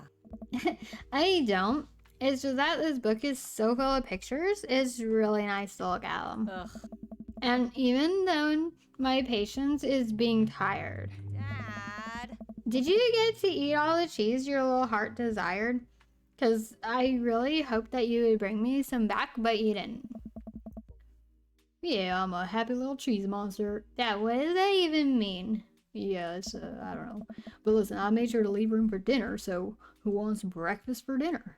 Ah, that's what Stephen and I did last night. We made migas, and it was so good. So good. Alright. I got hash browns! Okay. Yes. Toast dipped in egg. I like to do that too. Alright, blueberry pancakes! Well, okay, only if you help me make them. Okay, you know I'm the world's best blueberry sprinkler, and also totally amazing heating up the maple syrup in the microwave. So, now you have to tell me all about the cheese board, and the way the entire night went. Well, Amanda and I spend the evening cooking an elaborate breakfast, with everything we can find inside the fridge. Good tire pressure is essential to optimal mileage. I think that's true. Our Manchego is lacking. Oh, C's damn get it. degrees. He's not wrong. C's get degrees. Yep, that's how I got my high school degree.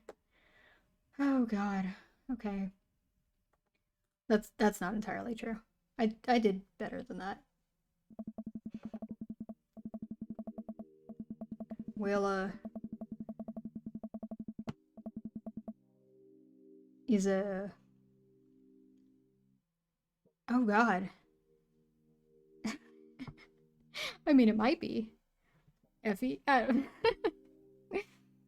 Well, let's see, it's a beautiful night, and the air smells so fresh, so, I decided to take the long way home. I casually stroll through the neighborhood, taking in the sights and sounds of a suburban city, with a low crime rate and a wide, walkable sidewalks at night. Well, I'm approaching a bar, so I can hear the patrons inside cheering, and oh, you know what? I bet the game is on. I wonder if my team is playing tonight. Here at Jim and Kim's. But, you see, the thing is, it's about all the time I've got for this evening, so we're gonna have to wait and see if we ever enter the bar or not. Maybe we will. And maybe we won't. No, we probably will. We will next time. Next time on Dream Daddy. But for real, that's all the time I've got for today. So, on that note, thanks for hanging out, everyone. I hope you had a good time. This game is... yikes. I love it. This game is like... what's happening at any given point? I don't know. But I'm glad to be playing it, and I'm glad to be sharing it with y'all. Thanks for hanging out, y'all. And I hope you have a great rest of your day or night, whatever it is for you, wherever you are. And I hope you have a good weekend, too. I know there's a lot of just, like, a lot of things happening in just, like, globally, socially, and, like, within each of our lives personally. There's just a lot of stressors here and there. So try to take care of yourself in the best way you can, you know? Don't forget to take time for yourself. Be kind to yourself. And be kind to other people. Alright, y'all. Stay safe. Take care. And thank you to everyone who followed today. Really appreciate it. And I will see y'all back here on Monday, 2 p.m. CST, for some more Hollow Knight. Take care, y'all.